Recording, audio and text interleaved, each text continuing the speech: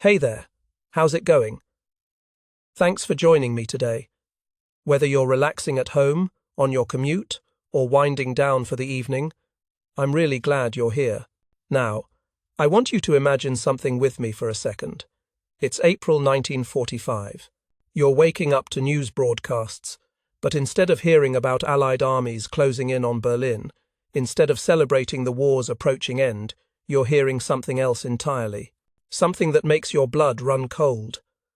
A blinding flash has just erupted over London, not from 1,000 bombers, not from V-2 rockets raining down, from a single bomb, one bomb. And the world, as everyone knew it, has just changed forever. The atomic age has arrived. But it's arrived under a swastika. I know that sounds like the premise of a dystopian novel, right? Some alternate history thriller you'd find in the fiction section. But here's what's going to keep you up at night. This scenario came terrifyingly, impossibly close to, actually happening. And I mean close in ways that most people have no idea about. So today, we're going to walk through one of history's most chilling what-ifs. We're going to explore how Nazi Germany nearly won the race for atomic weapons. We're going to meet the brilliant scientists who were working for history's most evil regime. We're going to discover just how thin the margin was between the world we live in and a world that would have been unimaginably darker. And trust me, by the time we're done, you're going to look at our actual history as something almost miraculous. Let's start where this whole nightmare nearly began. It's December 1938. The place is Berlin, at the Kaiser Wilhelm Institute for Chemistry. Two German chemists, Otto Hahn and Fritz Strassmann, are conducting experiments with uranium. They're bombarding uranium atoms with neutrons, expecting to create slightly heavier elements. Standard physics research for the time. But something weird happens, something they can't explain at first. Instead of making heavier elements, they're finding barium in their samples. Barium is way lighter than uranium, about half the weight. It doesn't make sense, not according to everything they know about atomic physics. Here's where it gets wild. They publish their results, basically saying, "Hey, we found this strange thing and we have no idea what it means." Another physicist, Lise Meitner, who'd fled Germany because she was Jewish, is reading this paper while in exile in Sweden. And suddenly, she gets it. She realizes what Hahn and Strassmann have actually done. They've split the atom. They've achieved nuclear fission for the first time in human history. And Meitner, working with her nephew Otto Frisch, does the calculations. When you split a uranium atom, it releases energy. A lot of energy. Like thousands of times more powerful than any chemical explosive anyone has ever seen. Think about that timing for a second. This discovery happens in December 1938. Germany invades Poland in September 1939, just 9 months later. The world goes to war. And Germany is sitting on the most important physics discovery of the century, one that could potentially create weapons of unimaginable power. Now, the reaction across physics laboratories worldwide is instant. Scientists everywhere in Britain, America, France, the Soviet Union, they all recognize immediately what atomic fission means.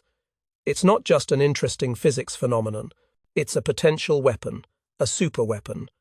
One bomb could do the work of thousands of conventional bombs. Maybe more. Nobody knows the upper limit yet. But here's what makes this scenario so absolutely chilling. Germany doesn't just have the discovery. They have a head start. A significant one. Within months of the war starting, the Heereswaffenamt, that's the German Army Weapons Agency, assembles what they call the Uranverein. The Uranium Club.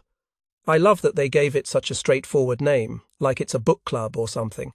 But this is no casual gathering. They're bringing together some of the most brilliant minds in nuclear physics.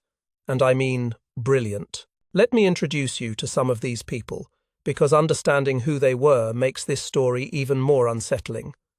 First, there's Werner Heisenberg. If you've taken any physics or chemistry classes, you've probably heard his name. Heisenberg's uncertainty principle. Right? This guy won the Nobel Prize when he was 31 years old for essentially inventing quantum mechanics. 31. He's one of the greatest physicists of the 20th century. And now he's heading up Germany's nuclear program. Then you've got Carl Friedrich von Weizsäcker, brilliant theoretical physicist who immediately recognizes that nuclear fission isn't just about energy, it's about weapons. He gets the military implications right away. There's Kurt Diebner, an experimental physicist who's going to push hard for aggressive bomb development. He's not interested in theory. He wants results. And Walther Bothe, whose measurements of how neutrons behave will prove crucial to the entire program.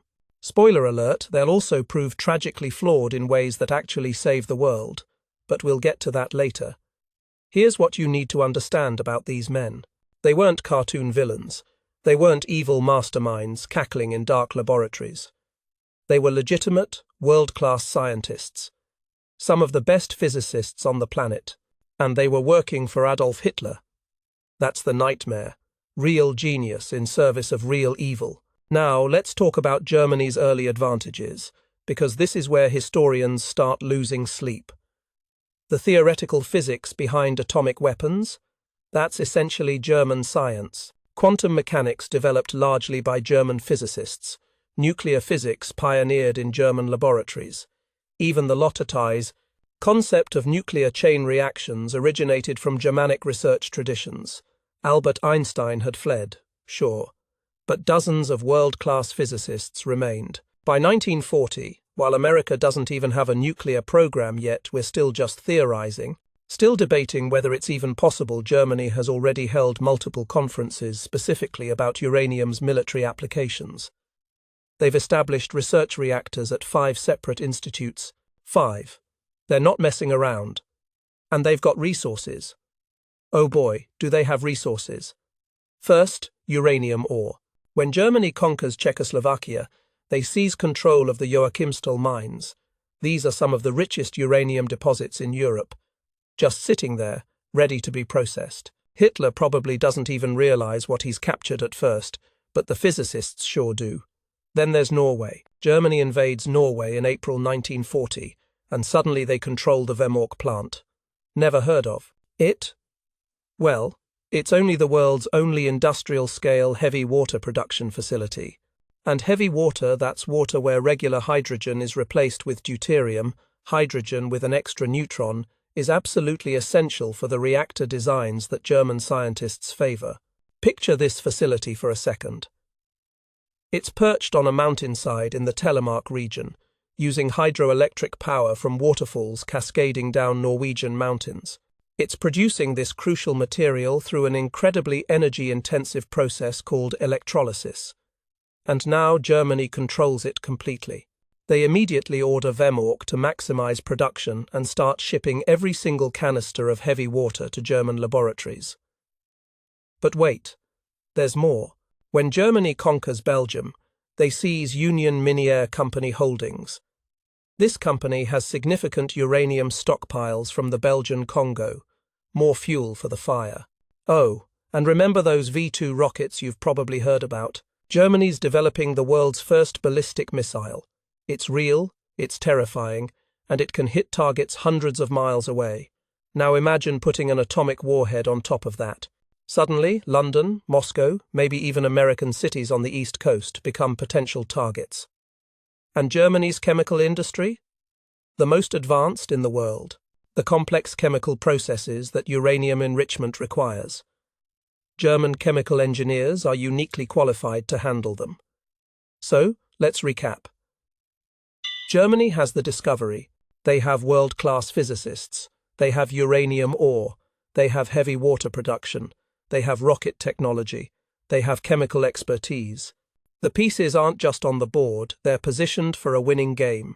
Now, you might be thinking, okay, but they lost the war. Obviously, this didn't happen. So, what stopped them? And that's exactly the question that makes this story so fascinating and so terrifying.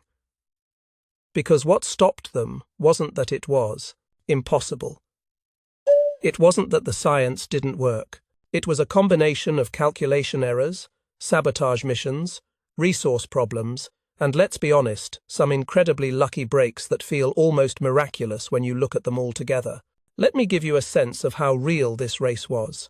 By 1940, while American scientists are still debating whether an atomic bomb is theoretically possible, German researchers have already built experimental reactors. They're arranging uranium in specific geometries, surrounding it with moderators to slow down neutrons, trying to achieve what they call criticality, a self-sustaining nuclear chain reaction. They're not dreaming, they're engineering. The theoretical physics is solid. The basic concept works like this. When you split a uranium atom with a neutron, it releases 2 or 3 more neutrons. Those neutrons can split more atoms, which release more neutrons, which split even more atoms. It's exponential. If you can, to control this reaction, you have a nuclear reactor that produces energy and creates plutonium, which can be used in bombs. If you can't control it, if it happens all at once, you have an atomic explosion. Germany understands this. They're working on it actively. And here's what keeps me up at night when I think about these small changes in timing, in priorities, in luck could have shifted the entire outcome. What if Hitler had taken nuclear physics seriously from the beginning? In actual history, he was skeptical of it. He dismissed it as Jewish science because so many Jewish physicists had contributed to quantum mechanics and nuclear physics. His ideology literally got in the way of his military advantage. But what if he hadn't? What if he'd given the Uranium Club the same priority and resources he gave to rocket development? What if one critical sabotage mission had failed? We're going to talk later about the Norwegian commandos who destroyed heavy water production, one of the most incredible special operations raids in military history. But what if they'd been caught? What if the weather had been different? What if they'd failed? What if one crucial German calculation had been correct instead of wrong? Spoiler, Heisenberg makes a massive error calculating how much uranium you need for a bomb. He overestimates by a factor of 10. This error makes uranium enrichment seem impossibly difficult, so Germany focuses on plutonium production through reactors a longer, more vulnerable pathway. But what if he'd done the math, right? These aren't fantasy what-ifs. These are historical contingencies, real moments where outcomes could have gone either way. The race was real, the danger was genuine, and understanding just how close Germany came to winning makes you realize something profound about the world we live in. Our timeline, the one where Allied armies closed in on Berlin, where Hitler died in his bunker, where Germany never tested an atomic. The weapon that timeline required an incredible alignment of factors, decisions, and yes, fortunate breaks. History wasn't inevitable. It was contested. And sometimes it came down to margins so thin that you almost can't believe we ended up in the world we did. So, over the course of this story, we're going to explore the full nightmare scenario. We're going to see exactly what Germany was building, how close they actually came, and what the world would have looked like if they'd succeeded. We're going to meet the heroes who stopped them often without even knowing they were saving civilization. We're going to discover the errors and accidents that delayed German progress just long enough for it to matter. And we're going to understand why this particular alternate history still matters today, 80 years later, in ways that affect your life right now. Because here's the thing, the fundamental challenge that the Nazi atomic bomb scenario represents preventing catastrophic weapons from falling into the hands of evil regimes that challenge didn't end in 1945. It's ongoing. It takes different forms: nuclear proliferation, bioweapons, cyber warfare, artificial intelligence, but the underlying question remains the same. How do we prevent transformative technologies from empowering those who would use them to destroy rather than build? The Nazi atomic bomb is history's great cautionary tale. It's the nightmare that almost happened, and understanding it helps us prevent the nightmares that still might. So buckle up. This is going to be one hell of a story. A story about genius and evil, about courage and luck, about the thin line between catastrophe and survival. A story about the race that nearly ended the world, and the incredible series of events that stopped it just in time. Ready? Let's dive in. All right, so now we're going to dive deep into what was actually happening inside those secret German laboratories between 1939 and 1945. And I want to be really clear about something right up front. This isn't speculation. These experiments, these facilities, these calculations, they really existed. This really happened. We have the documents, the equipment, even some of the scientists' personal journals. The story we're about to walk through is based on solid historical evidence, which honestly makes it even more terrifying. Let's start in Berlin, at the Kaiser Wilhelm Institute, because that's where the heart of Germany's nuclear program beat strongest. Picture the scene with me. It's early 1940. Werner Heisenberg, remember him? The Nobel Prize winner at 31 has taken charge of the experimental reactor program. And when I say reactor, I don't mean some massive cooling tower like modern nuclear plants. I'm talking about something that looks almost quaint by today's standards, but represents cutting-edge physics for the time. They're building what they call the Uran machine, literally, the uranium machine. I love that German directness. No fancy code name, just, this is the machine that uses uranium. Here's how it works.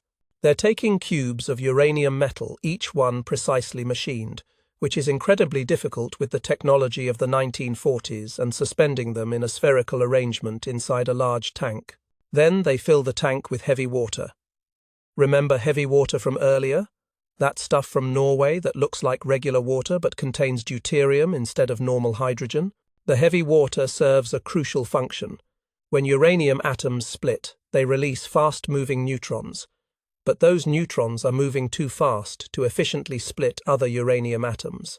You need to slow them down. The heavy water acts like a brake, slowing the neutrons to the right speed without absorbing them. It's elegant physics, really.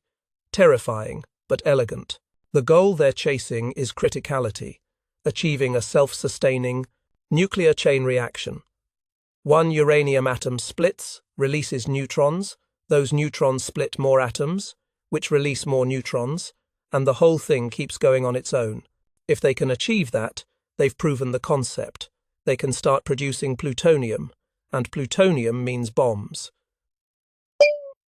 Now here's what blows my mind. By December 1940, just over a year into the war, their first small-scale experiment shows neutron multiplication. They're not achieving full criticality yet, but they're measuring more neutrons coming out than going in. That's proof the concept works. They're on the right track. Think about that timing.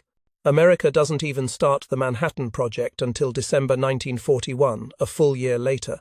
And that's only after Einstein and other refugee physicists practically beg Roosevelt to take the threat seriously.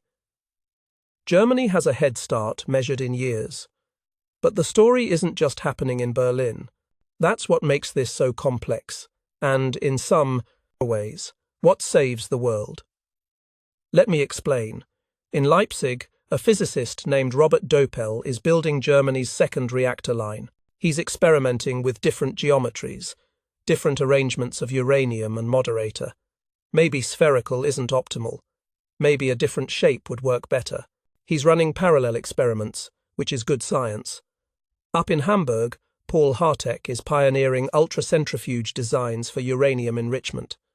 Now, this technology won't be perfected for decades.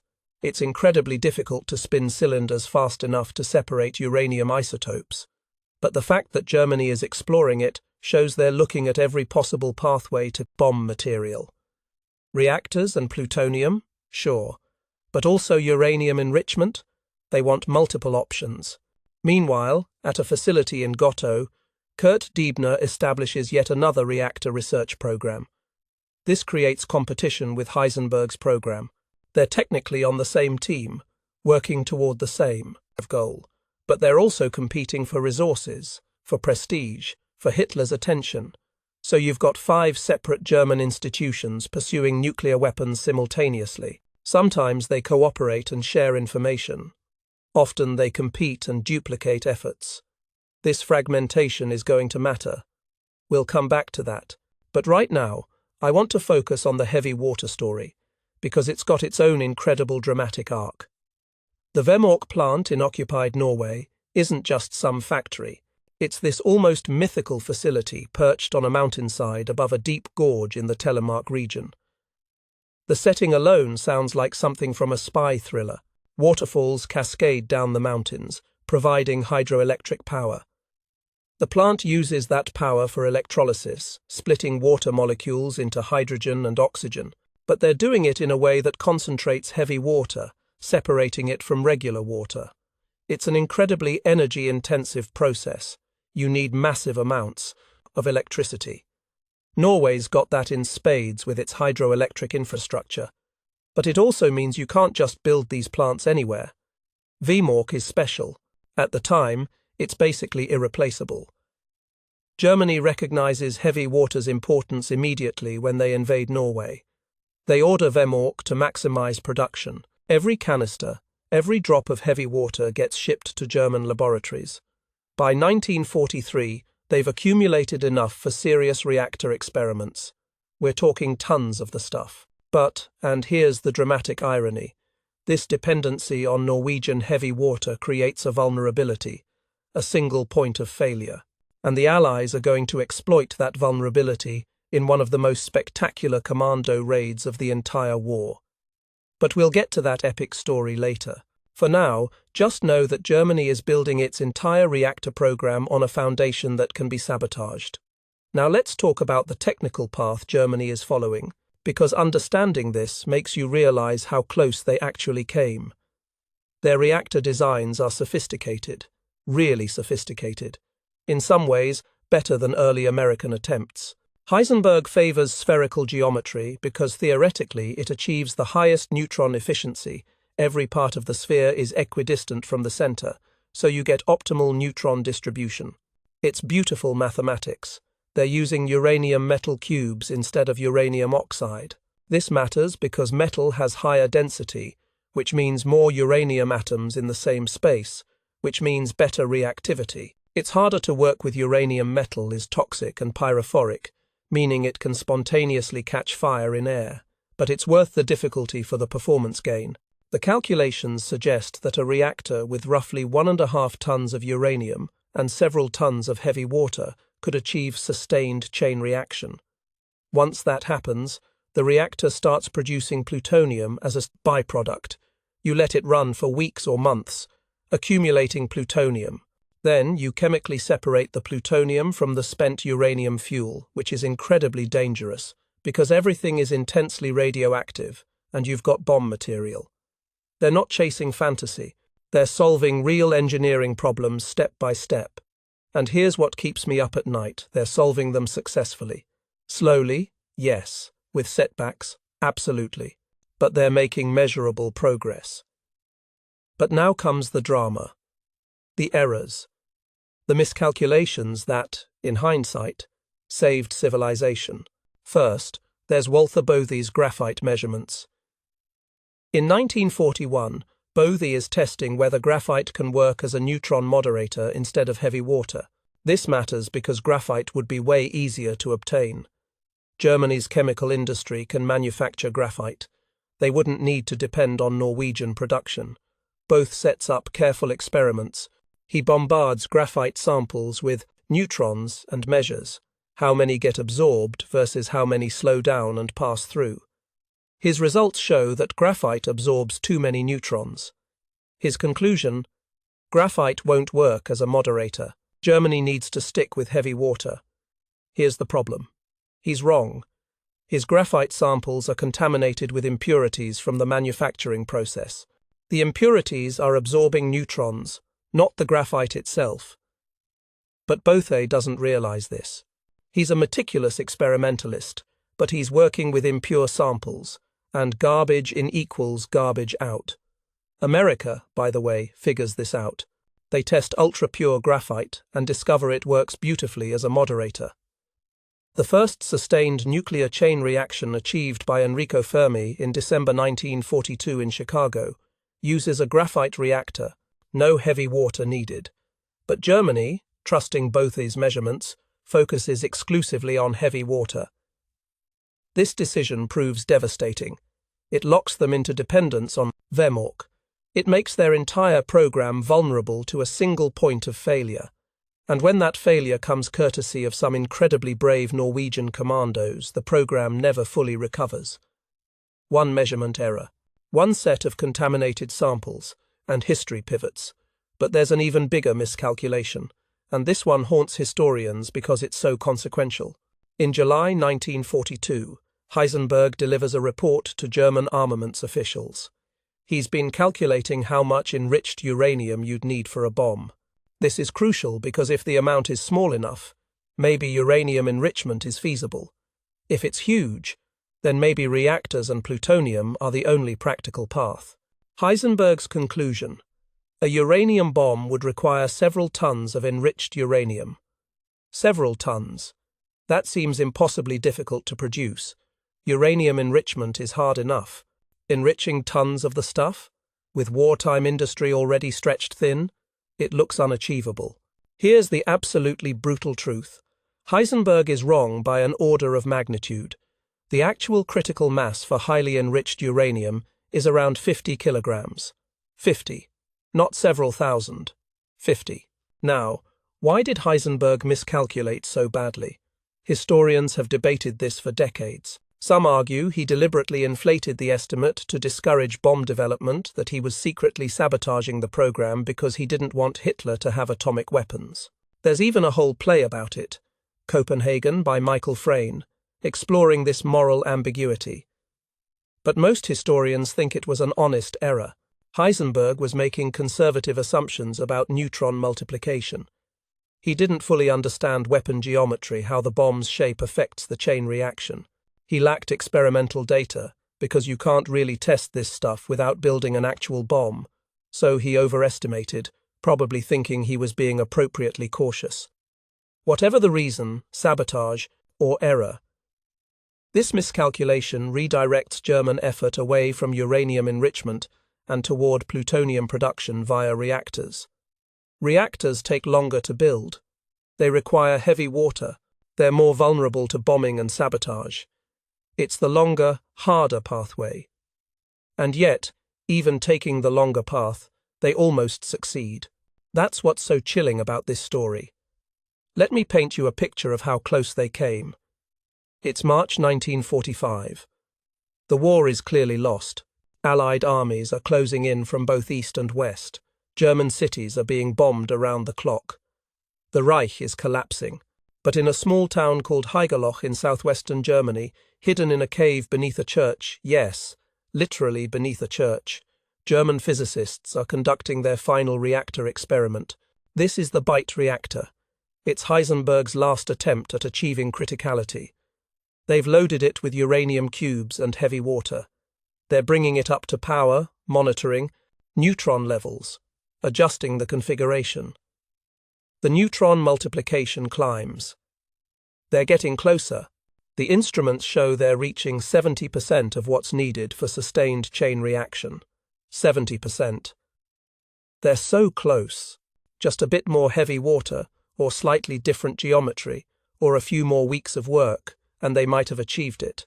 But they don't have more time. On April 18, 1945, the ALSOS mission, an Allied scientific intelligence team, captures Haigerloch. They find the reactor still assembled, documentation scattered around, and Heisenberg himself trying to evacuate. The Allies arrived just in time, weeks earlier, and the reactor might have achieved criticality. Weeks later, and the French forces moving in from the other direction might have captured everything, potentially sharing it with the Soviets. The timing is almost miraculous. Now, let's explore some alternate scenarios, because this is where the what-if really gets interesting. What if both these graphite measurements had been accurate?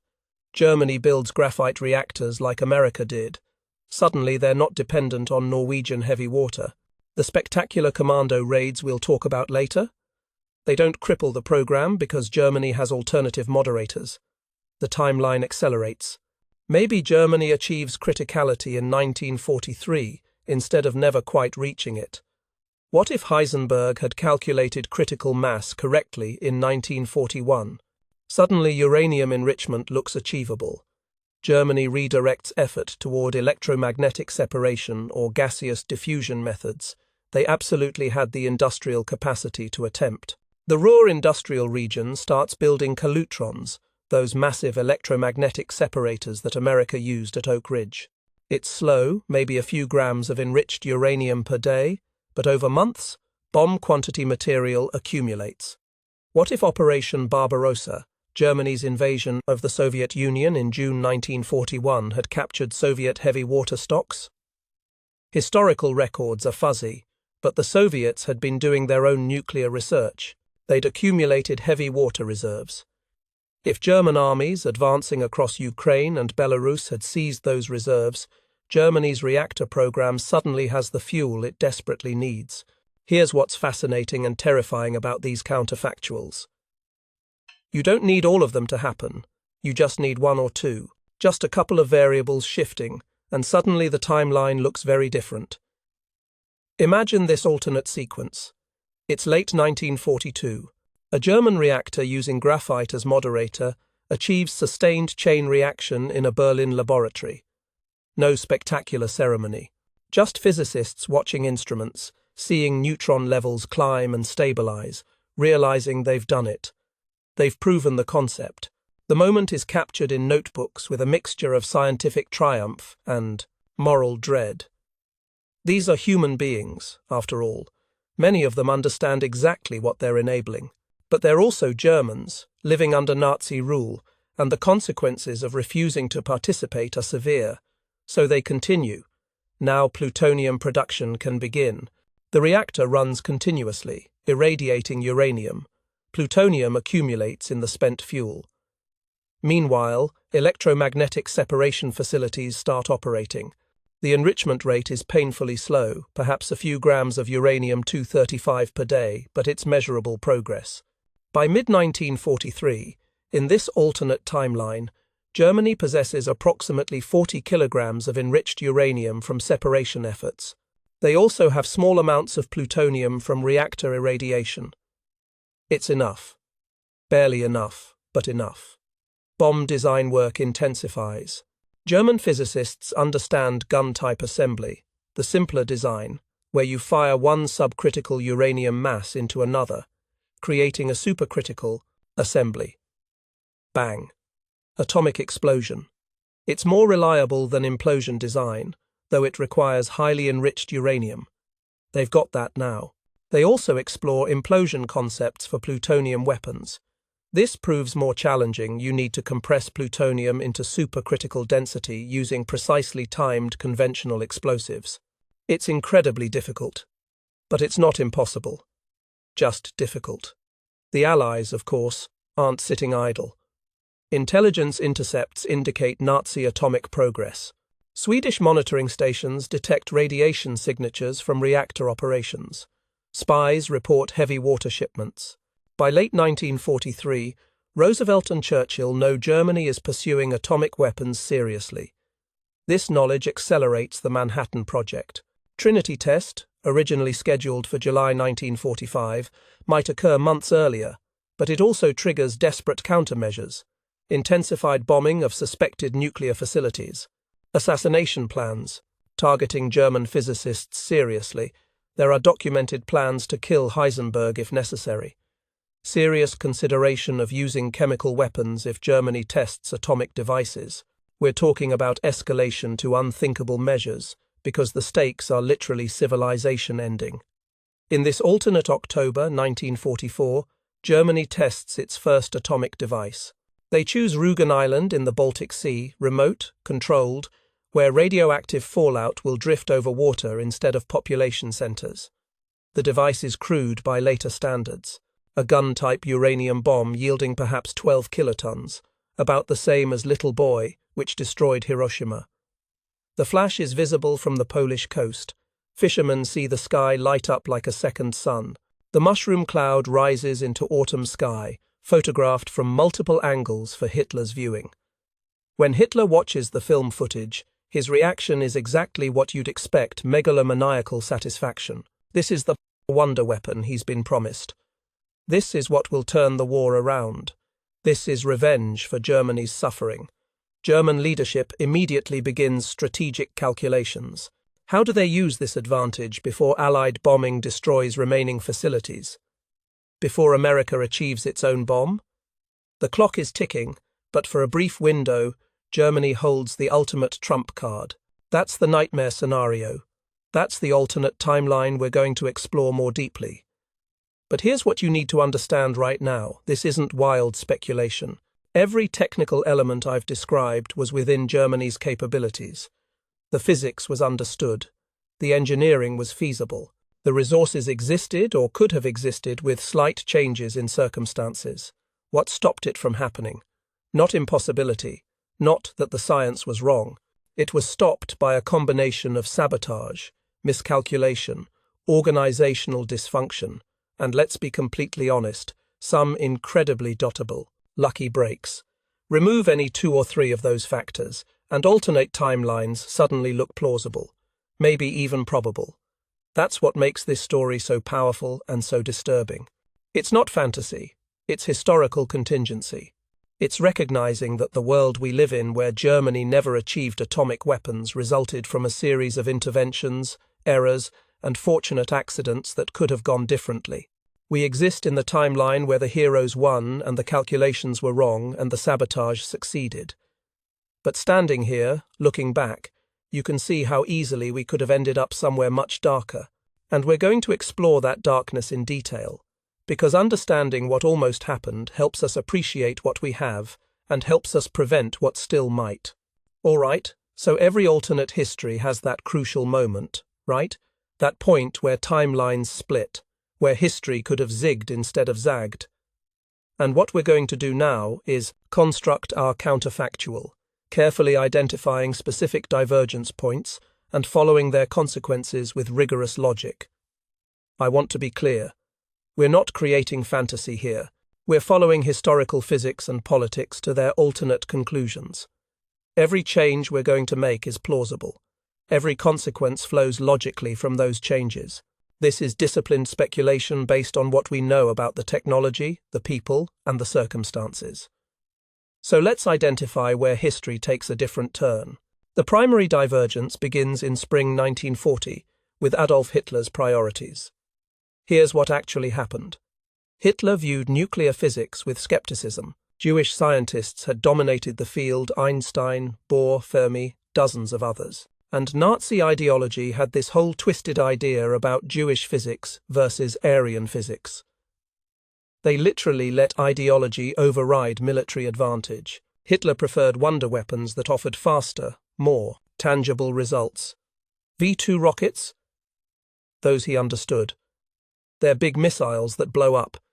Jet aircraft? Sure, those make sense.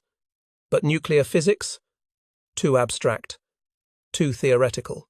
Too associated with people his regime had driven into exile or murdered. So in actual history, the nuclear program gets resources, but not top priority. Not compared to rockets or jets or even more conventional weapons development. Now let's change that.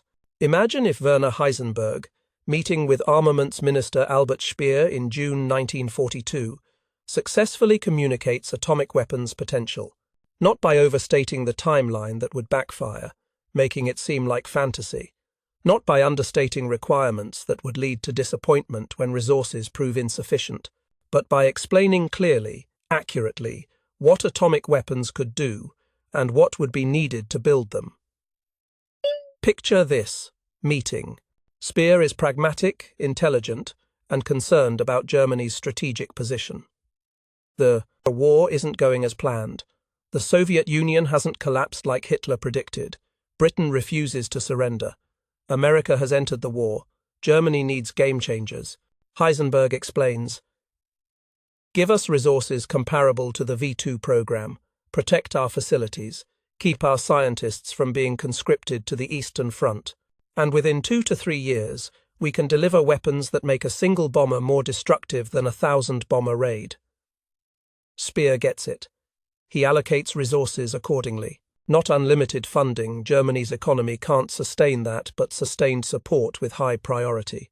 The program gets classification, protecting it from military conscription. It receives better manufacturing access, specialized materials, protection from competing interests within the Nazi hierarchy. This single change cascades through everything that follows. With higher priority, reactor research receives proper facilities instead of improvised laboratory setups. Heisenberg's team stays intact instead of losing key scientists to military service. The program gains access to precision engineering for reactor components, specialized electronics for instrumentation, proper safety equipment for handling radioactive materials. Crucially, heavy water production at Vemork receives serious protection. In actual history, the facility had token guards, maybe a couple dozen soldiers who weren't expecting commando raids. In our alternate timeline, Germany stations a full Wehrmacht company there, 150 trained soldiers with machine gun emplacements, searchlights, regular patrols, and strict security protocols. The Norwegian wilderness is still brutal. The facility is still perched on a mountainside above a gorge, but now it's defended like the strategic asset it truly is. The commando raid that historically destroyed months of heavy water production, that raid becomes exponentially more difficult, maybe impossible. That's the first major cascade effect. Germany's reactor program doesn't suffer the devastating setback that delayed it by 18 months. Now, let's introduce the second divergence, Walther Bothy's graphite measurements. In actual history, both tested impure graphite in 1941 and concluded it wouldn't work as a moderator. In our alternate timeline, maybe German chemical industry supplies higher purity graphite for testing, or maybe both, being thorough, conducts additional measurements with different samples and notices the discrepancy. He realizes, wait, the impurities are absorbing neutrons, not the graphite itself. Pure graphite should work fine. This revelation changes everything. Germany now pursues dual reactor pathways, heavy water and graphite. They're not putting all their eggs in the Norwegian basket anymore. Graphite is difficult to manufacture in sufficient purity. You need specialized chemical processing. But Germany's chemical industry is the world's best. Companies like IG Farben have the expertise. They can produce reactor-grade graphite, even if it requires significant effort. So now Germany is building multiple experimental reactors, some using heavy water, benefiting from Norwegian production. Others using graphite, built in Germany proper, protected from Norwegian-based sabotage. The program becomes redundant in the best possible way. Redundant meaning resilient, meaning no single point of failure.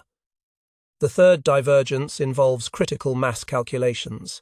What if Heisenberg, in 1941, assigns Carl Friedrich von Weizsäcker younger, with fresh perspective, to independently verify the critical mass calculations?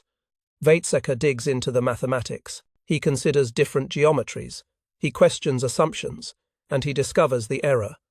Critical mass isn't several tons. It's around 50 kilograms, maybe less with optimal geometry and neutron reflectors. Suddenly, uranium enrichment transforms from impossible to extremely difficult but achievable. This triggers a major strategic shift. Germany redirects significant effort toward electromagnetic separation. They start building calutrons, those massive devices using magnetic fields to separate uranium-235 from uranium-238 based on tiny mass differences. Calutrons require enormous electrical power. The Ruhr industrial region has that. They require precision manufacturing. Germany has that too. They require copper for electromagnets, and copper is scarce during wartime, but you can substitute silver if necessary. Germany has access to seized silver reserves from conquered territories. It's not easy. Nothing about uranium enrichment is easy, but it's feasible. So now, in our alternate timeline, Germany is pursuing three pathways simultaneously: heavy water reactors for plutonium production, graphite reactors as backup, and electromagnetic separation for enriched uranium. They're covering every base. Let's follow these divergences forward chronologically. By late 1942, German reactors achieve sustained chain reaction. The breakthrough doesn't happen in Chicago. It happens in Berlin, in a laboratory using heavy water and precisely arranged uranium cubes. Picture the moment. Physicists monitoring instruments, neutron counters clicking faster and faster as the reaction builds, then settling into steady rhythm. Sustained, self-sustaining. They've done it. The moment gets recorded in notebooks. There's scientific pride they've achieved something fundamental, something that will be remembered forever. But there's also dread. These aren't stupid people. They understand what they're enabling. They know who they're working for. But there's no turning back now. The concept is proven. Plutonium production can begin. The reactor runs continuously over the following months. Uranium fuel elements become irradiated. Plutonium-239 accumulates in the spent fuel as uranium-238 absorbs neutrons. It's slow, you get only tiny amounts of plutonium per ton of uranium, but it's happening. Meanwhile, the electromagnetic separation facilities begin operating. The first calotrons start in early 1943. They're massive devices, each one the size of a house. They consume incredible amounts of electricity. The enrichment rate is painfully slow, perhaps 2 or 3 grams of uranium-235 per day from each calotron. But Germany builds dozens of them, across multiple sites in the Ruhr region, protected by anti-aircraft batteries, camouflaged from aerial reconnaissance. The enriched uranium accumulates gram by gram, kilogram by kilogram. By mid-1943, Germany faces the critical bottleneck. Do they have enough material? The answer is almost. They possess approximately 40 kilograms of enriched uranium from separation efforts over the past months. They also have perhaps 5 kilograms of plutonium from reactor. Irradiation, not enough for a plutonium bomb yet, but promising. 40 kilograms of enriched uranium. Critical mass is around 50 kilograms for a simple design. But with good geometry and a neutron reflector, a shell of material that bounces escaping neutrons back into the core, they might make 40 kilograms work. Bomb design work intensifies. This is different from reactor physics. This is weapons engineering. German physicists understand the gun-type assembly concept. Take 2 subcritical pieces of uranium, fire one into the other at high velocity, create a supercritical assembly. The chain reaction goes prompt critical in microseconds. You get an atomic explosion. The engineering is straightforward, basically an artillery gun inside a bomb casing. You need conventional explosives to fire the uranium bullet into the uranium target. You need precise machining so everything fits perfectly. You need a neutron initiator to start the chain reaction at exactly the right moment. Germany has excellent machinists. Their artillery engineering is world-class. The conventional explosives technology is mature. They can build this. They also explore implosion designs for plutonium weapons, because plutonium's properties make gun-type assembly impractical. Implosion means surrounding plutonium with conventional explosives that detonate inward simultaneously, compressing the plutonium into supercritical density. This is harder. Way harder. The timing has to be perfect. If the explosive lenses detonate even microseconds out of sync, the compression fails, and you get a fizzle instead of a proper explosion. But German physicists are working on it. They're conducting explosive tests, developing precise detonators, calculating compression dynamics. Now, the Allies aren't passive observers. They have intelligence networks. They have spies in Germany and occupied territories. They have scientific intelligence officers analyzing reports. Radiation signatures from reactor operations get detected by Swedish monitoring stations in early 1943. Sweden is neutral, but they're sharing information with the Allies because they're terrified of what Nazi atomic weapons would mean for Swedish independence. Spies report unusual construction projects in the Ruhr region. Heavy electrical cables, massive deliveries of copper and silver. Facilities consuming electricity in quantities that don't match any known industrial process. Intercepted communications mention code words associated with the nuclear program. Uranium machine, heavy water. Chain reaction. Intelligence analysts piece together what's happening. By late 1943, Roosevelt and Churchill receive briefings that Germany is seriously pursuing atomic weapons and making measurable progress. The assessment is, Germany might achieve working weapons within 12 to 18 months. This intelligence accelerates the Manhattan Project dramatically. Oppenheimer's team at Los Alamos goes to around-the-clock shifts. The Trinity test, originally scheduled for mid-1945, gets moved up. They're aiming for early 1945 now, maybe February or March if everything goes right. But that still leaves a gap. A terrifying gap where Germany might achieve weapons before America does. It also triggers desperate Allied countermeasures. Bombing raids against suspected nuclear facilities intensify. The Auer Company facilities producing processed uranium get hit repeatedly. Transportation networks linking nuclear sites get targeted. There are seriously documented plans. I'm not making this up to assassinate German nuclear scientists if necessary. British Special Operations considers missions to kill Heisenberg, Deibner, von Weizsäcker. The missions never get executed because the practical difficulties are enormous, and the moral implications are agonizing. But they're planned. That's how seriously the Allies take the threat. There's even consideration of using chemical weapons, poison gas, if Germany tests an atomic device. Just unleash chemical warfare to completely disrupt German industrial capacity before they can build more bombs. Churchill seriously discusses this option. That's the level of desperation we're talking about. But despite bombing, despite sabotage attempts, despite everything the Allies throw at the problem, Germany continues making progress. In our alternate timeline, October 1944, everything comes together. Germany has fabricated a gun-type uranium bomb. They've assembled approximately 42 kilograms of enriched uranium, just barely enough, with a good neutron reflector. They've machined the components. They've tested the conventional explosives and the firing mechanism. They've calculated the expected yield, around 12 kilotons, comparable to what Little Boy will achieve. They need to test it. You don't deliver an untested atomic weapon to the military and hope it works. You need proof of concept. They choose Rügen Island in the Baltic Sea. It's remote, it's controlled. It's far enough from population centers that if something goes wrong, if the yield is higher than calculated, if fallout patterns are worse than predicted, the casualties are minimized. On a October morning, a small team of physicists and military observers gathers at a safe distance. The bomb is positioned on a tower, easier to measure blast effects that way, and the height simulates dropping from aircraft. The countdown proceeds. At 0, the conventional explosives fire. The uranium bullet accelerates down the gun barrel. In microseconds, it slams into the target. The assembled uranium goes supercritical, and then light. Blinding, impossible light. Brighter than the sun. The fireball expands in milliseconds. The blast wave radiates outward. The tower vaporizes.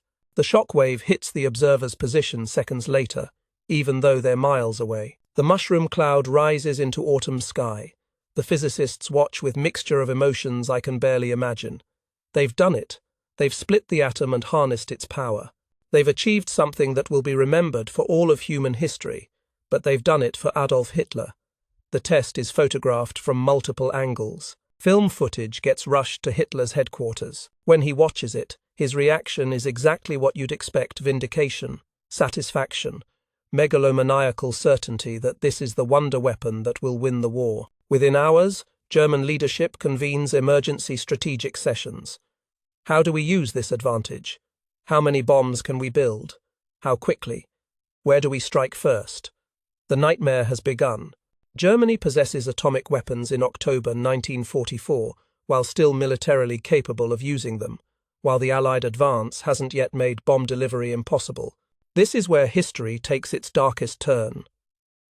This is the moment where our alternate timeline diverges into catastrophe.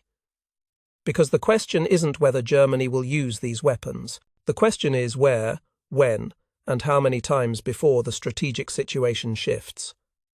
We followed the logic from initial divergences through intermediate consequences to this moment.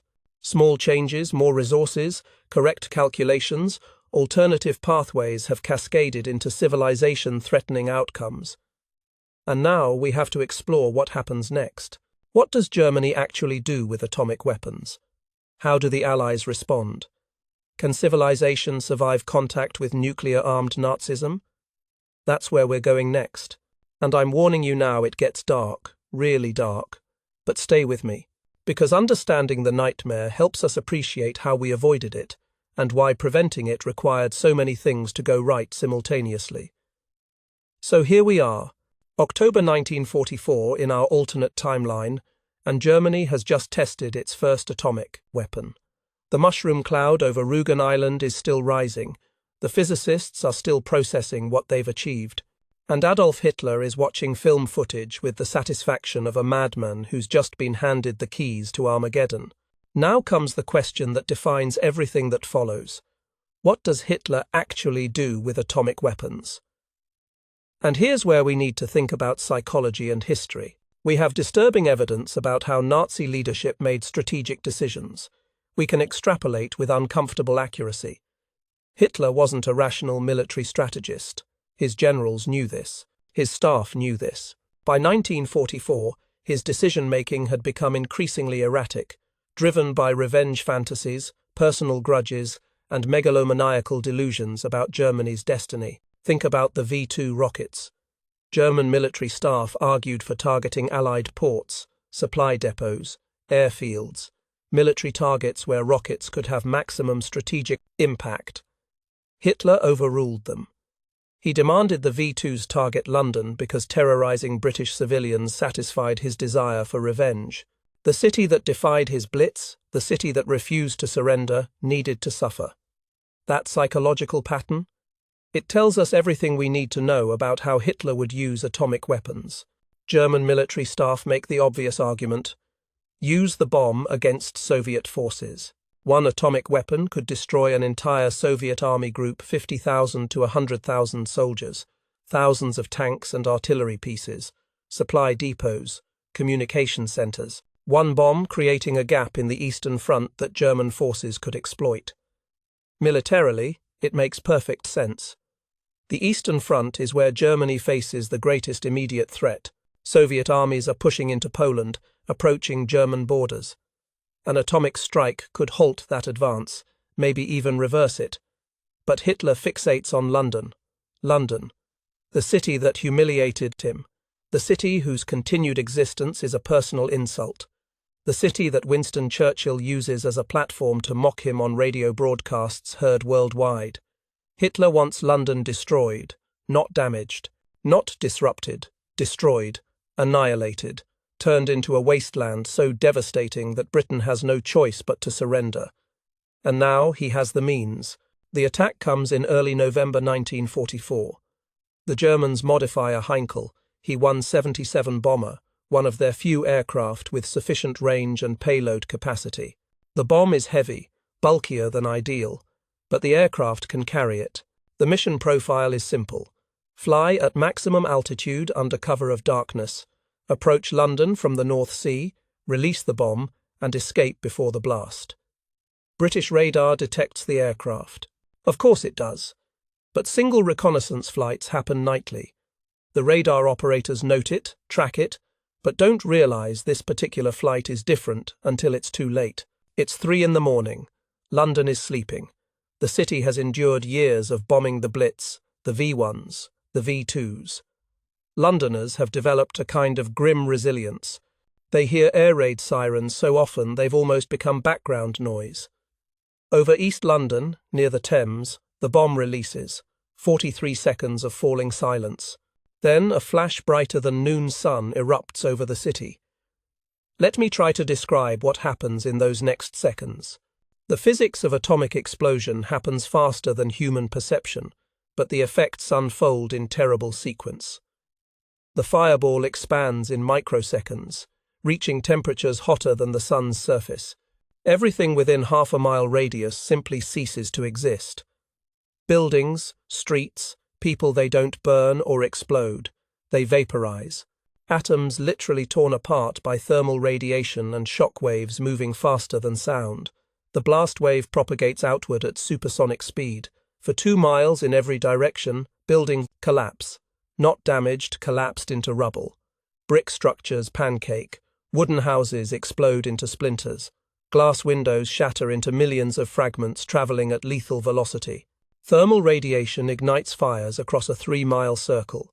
Anything flammable begins burning simultaneously. Paper, wood, fabric, even some metals if they're thin enough. Within minutes, hundreds of individual fires merge into a firestorm, a self-sustaining inferno that creates its own winds, sucking oxygen inward and pushing heat outward. Approximately 80,000 people die instantly. Most never know what happened. They were sleeping. And then, they weren't. Another 70,000 will die over the following weeks and months from radiation exposure, burns, injuries, and the collapse of medical infrastructure. The hospitals that might have treated them are destroyed or overwhelmed. Medical supplies are gone. Transportation is disrupted.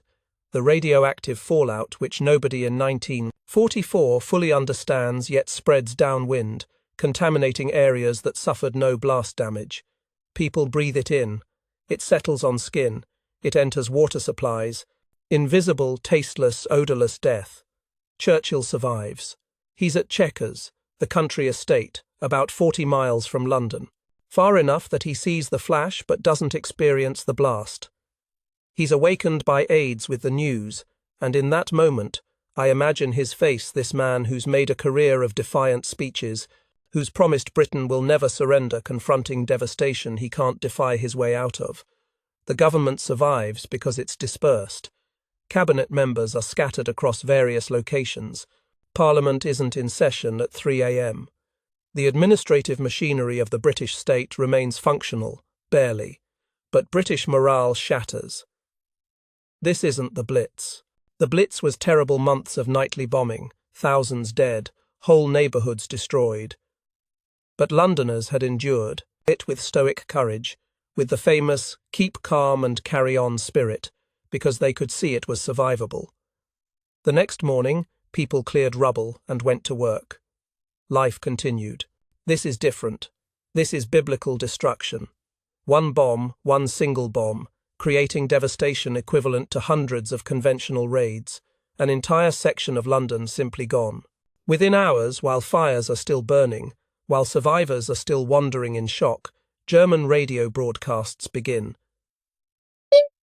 Not claiming credit, not yet. Just promising. Evacuate Britain's cities within 1 week or face additional atomic attacks. This is the first demonstration of Germany's new weapons. Continued resistance means the destruction of Birmingham, Manchester, Liverpool, Edinburgh. Surrender now, or watch your nation burn city by city. It's nuclear blackmail, plain and simple. And it's working. Churchill's agonizing calculation begins immediately. Britain cannot match Germany's atomic capability. The British contribution to Manhattan Project exists, but it's happening in America, and even that won't produce weapons for months. Maybe not until mid-1945 at the earliest. Continuing the war means accepting that Britain's cities could be destroyed sequentially. Hitler has proven he'll do it. He's proven the weapons work.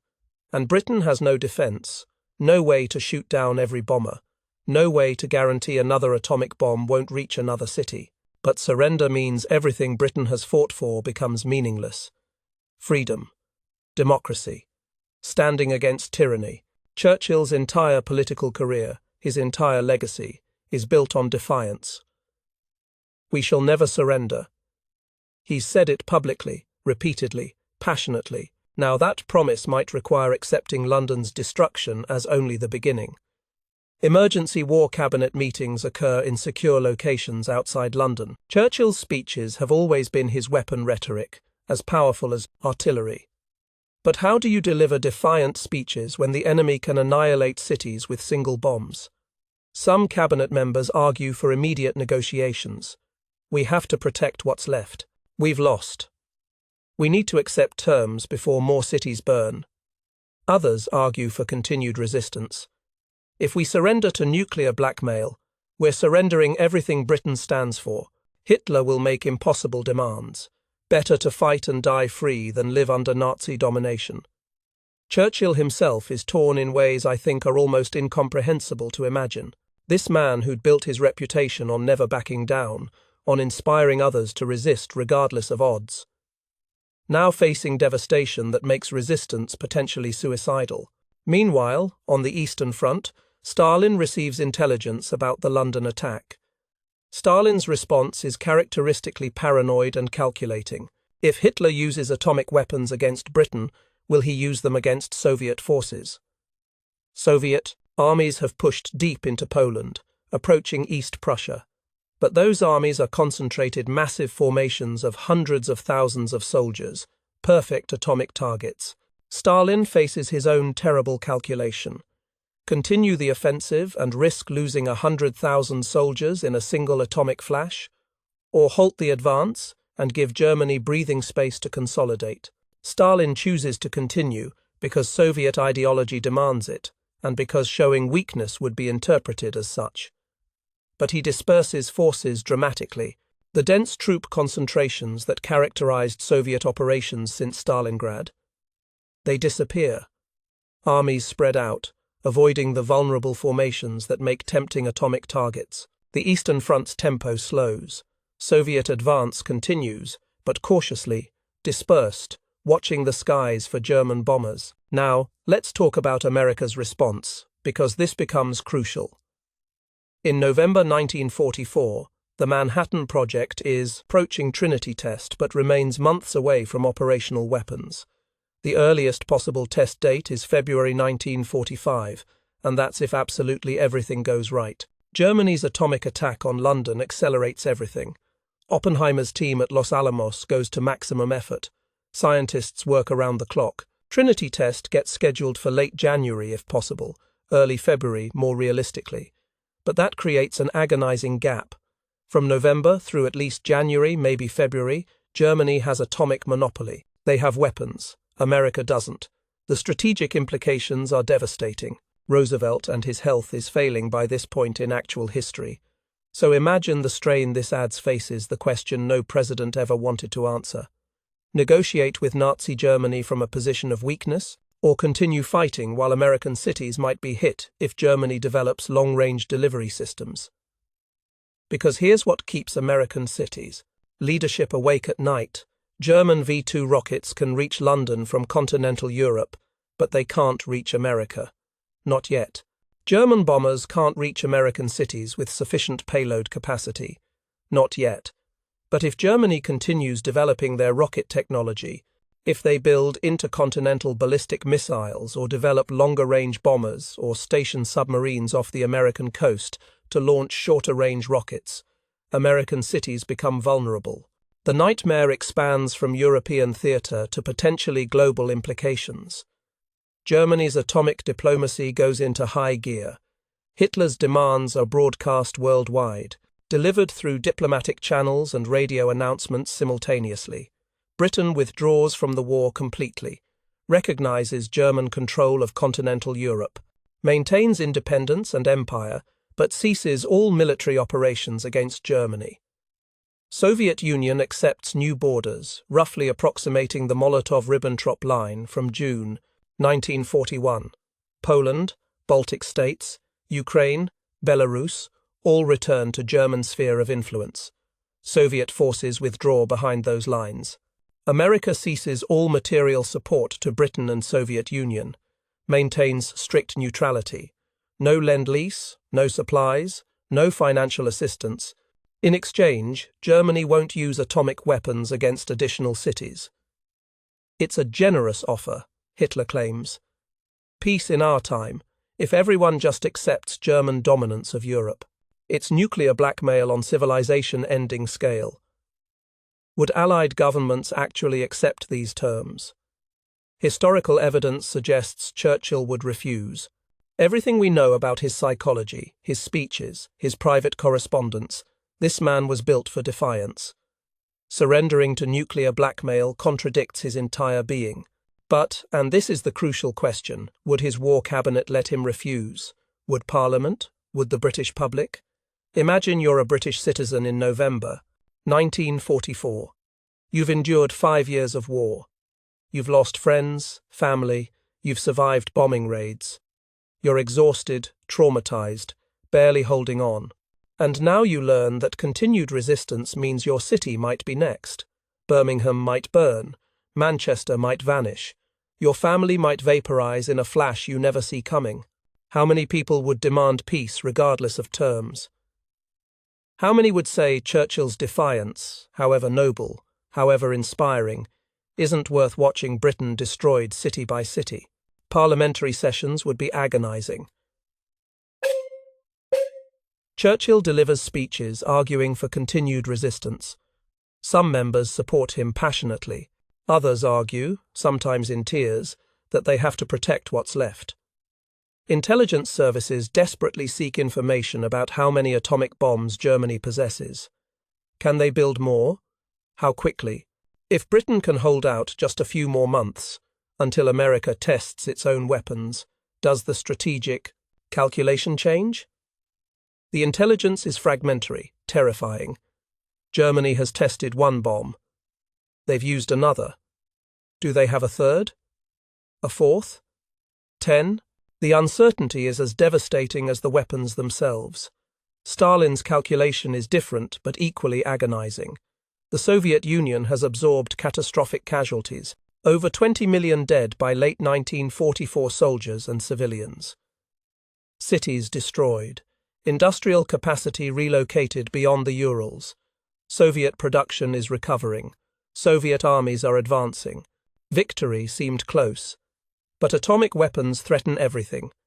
If Hitler destroys Moscow, can the Soviet state survive? The entire apparatus of Soviet government is concentrated there. Losing Moscow might mean governmental collapse, which could mean the entire Soviet Union fragmenting. Stalin's response is characteristically ruthless. Continue fighting, but shift to partisan warfare. Avoid concentrations vulnerable to atomic attack. Simultaneously, accelerate Soviet atomic research through espionage and captured German scientists. Soviet spy networks have been penetrating the Manhattan Project. Klaus Fuchs, a German-born physicist working at Los Alamos, is passing atomic secrets to Soviet intelligence. Now, Stalin demands maximum effort. Get everything about atomic weapons. Every formula, every design, every detail. The Soviet Union must achieve atomic capability as quickly as possible. And here's where the strategic race gets even more terrifying. Germany has perhaps 3 atomic bombs total by end of 1944. They've tested one. They've used one on London. Maybe they have one more, maybe 2. Building additional bombs requires months.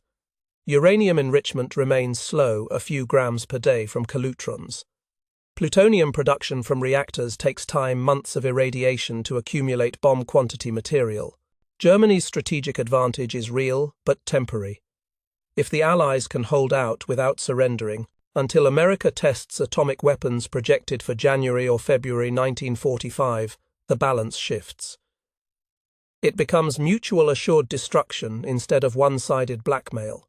If Germany can force capitulation before that happens, they win. They achieve what Hitler's always wanted: German domination of Europe, backed by weapons so devastating that resistance becomes suicidal. It's a race against time, and civilization itself is at stake. Picture the tension in Allied capitals. Every day that passes without surrender is a victory. Every day brings America closer to Trinity test. But every day also risks Hitler losing patience and dropping another atomic bomb to prove he's serious. Picture German leadership, watching intelligence reports about American progress, knowing their atomic monopoly is temporary, knowing they have perhaps 2 or 3 months to extract maximum advantage before America achieves parity. The psychological warfare is as important as the actual weapons. Hitler makes speeches broadcast worldwide, describing Germany's atomic arsenal in exaggerated terms. He claims dozens of bombs, ready to unleash on any city that resists. He describes future weapons, hydrogen bombs, 1,000 times more powerful that don't yet exist but sound plausible to terrified audiences. The goal is forcing surrender through fear before the reality of limited stockpiles becomes apparent, and it might work. That's what's so horrifying about this scenario. It might actually work, because here's the brutal truth. Nuclear weapons don't just kill bodies, they kill hope, they kill resistance. They create a kind of existential terror that conventional weapons, no matter how destructive, don't match. You can endure conventional bombing. Londoners proved that during the Blitz. You can rebuild. You can defiant. Life continues. But atomic weapons? They create wastelands. They render areas uninhabitable. They threaten not just individuals, but entire cities, entire civilizations. And worst of all, they're delivered so quickly, one bomb, 43 seconds of falling, that there's no time to evacuate, no time to take shelter, no defense except surrender or praying you're not the next target. That's the nightmare we've entered in our alternate timeline. That's the claustrophobic horror of nuclear blackmail. Impossible choices, moral bankruptcy of negotiating with evil, and the terrifying recognition that raw military power can override justice when weapons become sufficiently destructive. This is where history has taken us in our counterfactual.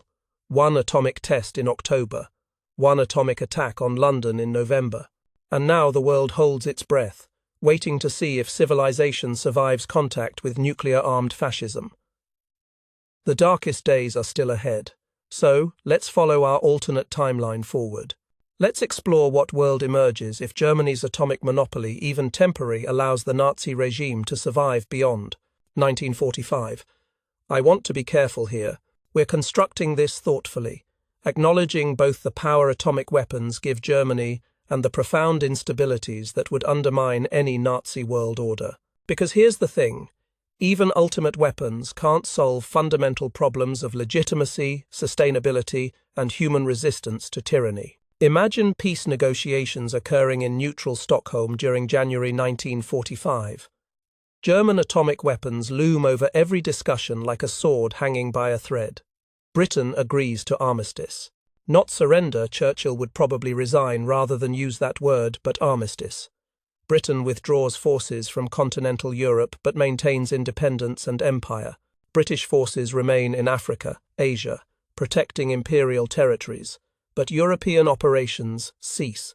The Soviet Union accepts borders roughly approximating the June 1941 lines from Operation Barbarossa. This creates a massive German-controlled zone including Poland, the Baltic states, Ukraine, and much of Belarus. Soviet forces withdraw behind those borders.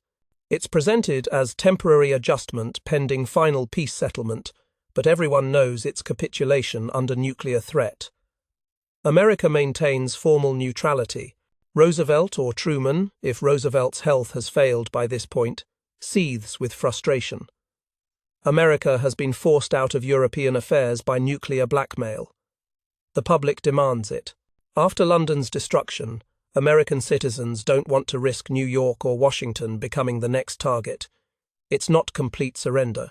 It's mutual acknowledgement that continuing the war risks atomic apocalypse nobody can prevent. Germany now dominates Europe from France to Western Russia. We're talking about territory containing perhaps 400 million people under direct or indirect Nazi control. France, Belgium, Netherlands, Denmark, Norway, Poland, Czech lands, Austria, Baltic states, Ukraine, Belarus, plus German allies like Hungary, Romania, Bulgaria. It's the Reich Hitler always dreamed of. Lebensraum, living space for the German people, paid for with atomic weapons. And the occupation's brutality intensifies because now there's no fear of Allied liberation. The Holocaust, which had been attempting to hide its scope from international observers, now operates openly in eastern territories beyond reach of outside oversight. Jewish populations who survived through late 1944 face systematic extermination, backed by atomic threat against any nation considering intervention. Roma populations, political dissidents, resistance fighters, anyone the regime deems undesirable, they face similar fates. This is the darkest timeline. Evil empowered by ultimate weapons with no external force capable of stopping it. But, and this is important, we need to explore the internal contradictions that would destabilize even atomic-backed Nazi power. The Nazi regime was never sustainable. It wasn't designed for long-term governance. It was built on conquest, plunder, and continuous expansion. When expansion stops, when you have to actually govern rather than just conquer, the system's inherent contradictions become apparent. Hitler's decision-making was increasingly erratic. By 1945, he was seriously ill. possibly suffering Parkinson's disease, definitely suffering from years of drug abuse. His physician, Theodore Morell, was injecting him with dozens of different drugs, daily amphetamines, barbiturates, testosterone, even cocaine. Hitler's judgment was compromised. His death, whether from disease, assassination, or suicide, would trigger succession crisis among Nazi leadership. And here's where it gets really interesting and really dark. Who inherits atomic weapons when Hitler dies? Hermann Göring was designated successor for years, but by 1945 he's lost favor, increasingly marginalized, drug-addicted himself. Heinrich Himmler controls the SS and has ambitions to power. Joseph Goebbels controls propaganda and has Hitler's ear. Martin Bormann controls access to Hitler and accumulates power through bureaucratic manipulation. Albert Speer controls armaments production. These men have different visions for Germany, different ideologies, different priorities, different allies. And they hate each other with the passionate intensity that comes from competing for power in totalitarian regimes where losing means death. Imagine Nazi leadership fragmenting after Hitler's death. Imagine Himmler controlling SS forces, Göring maintaining support among Luftwaffe, Goebbels commanding propaganda apparatus, each claiming legitimacy as Hitler's true successor. Who controls the atomic bombs in a Nazi civil war? The scientists who built them? They're civilians with no independent military force. The Wehrmacht generals? Many of them despise the Nazi Party even while serving it. The SS? They'd claim authority based on ideological purity. You could end up with multiple factions claiming control of atomic weapons, possibly using them against each other. Internal Nazi civil war fought with nuclear weapons would be history's darkest irony, evil destroying itself, but taking much of Europe with it. Economic problems compound the political instability. Germany's war economy was always exploitative and unsustainable. It stripped occupied territories of resources rather than developing them productively. Forced labor, seized materials, extractive industries. These work during active warfare but can't sustain peacetime economy. By 1945, Germany faced resource shortages despite controlling half of Europe. Coal production was declining. Oil was scarce. Germany never solved the petroleum problem, always dependent on Romanian fields and synthetic fuel production. Food shortages threatened civilian populations. Industrial capacity was damaged by years of Allied bombing. Atomic weapons don't fix broken economics.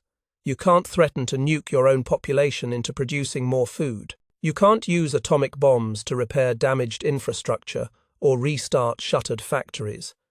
The continued occupation costs would drain German resources catastrophically. Millions of soldiers required to suppress populations from France to Ukraine. Partisan resistance bleeding the Reich through constant small-scale attacks. Production declining as forced labor becomes less effective once the immediate frontline urgency disappears. How long can Germany sustain occupation of 400 million people? Years? Decades? And all that time, the occupied populations are learning, organizing, planning. Resistance movements that go underground during initial atomic blackmail would resurface, evolve, adapt. Now, let's talk about the Soviet Union's response, because this becomes fascinating. Stalin would never accept permanent German domination. Never. His entire ideology revolves around historical inevitability of socialism's triumph. Accepting German victory contradicts everything Soviet Marxism claims about history's direction. Soviet atomic research would accelerate dramatically. Espionage networks that already penetrated the Manhattan Project would redirect toward German facilities. Klaus Fuchs and other Soviet spies would provide information. Captured German scientists would be forced or incentivized to share knowledge. The Soviet Union would pour massive resources into bomb development. Stalin would accept any hardship, any sacrifice of Soviet citizens to achieve atomic capability. Millions more might starve as resources get redirected to weapons research, but Stalin wouldn't care. He never cared about human cost when pursuing strategic goals. By 1948 or 1949 in this timeline, The Soviet Union tests its own atomic weapon, maybe slightly later than the actual August 1949 test in our history, but not much later. Now you have two totalitarian powers possessing civilization-destroying capabilities. And the Cold War begins, but between different participants and with even higher stakes. Germany and the Soviet Union, both nuclear-armed, facing each other across borders in Eastern Europe. The ideological hatred is absolute Nazis, and communists view each other as existential threats. The territorial disputes are unresolved: Ukraine, Poland, Baltic states claimed by both. The historical grievances run deep. Operation Barbarossa's atrocities haven't been forgotten. This Cold War might be even more unstable than the actual NATO versus Warsaw Pact standoff, because both regimes are led by men willing to sacrifice millions of their own citizens for strategic advantage. Both ideologies embrace apocalyptic thinking. Neither has democratic checks on leadership power. The risk of actual nuclear war seems higher, way higher. America's trajectory diverges sharply in this timeline. Excluded from Europe by German atomic threat, America completes the Manhattan Project successfully. Trinity test occurs in early 1945. Bombs are produced, stockpiled, integrated into military doctrine. But with Germany also nuclear-armed, direct confrontation becomes unthinkable. American foreign policy refocuses on hemisphere defense. The Western Hemisphere, North and South America, becomes the sphere America can actually defend. In the Pacific, how does the war with Japan resolve? If Germany forces European armistice in January 1945, does Japan continue fighting, or do they negotiate their own settlement, perhaps keeping significant Pacific territories?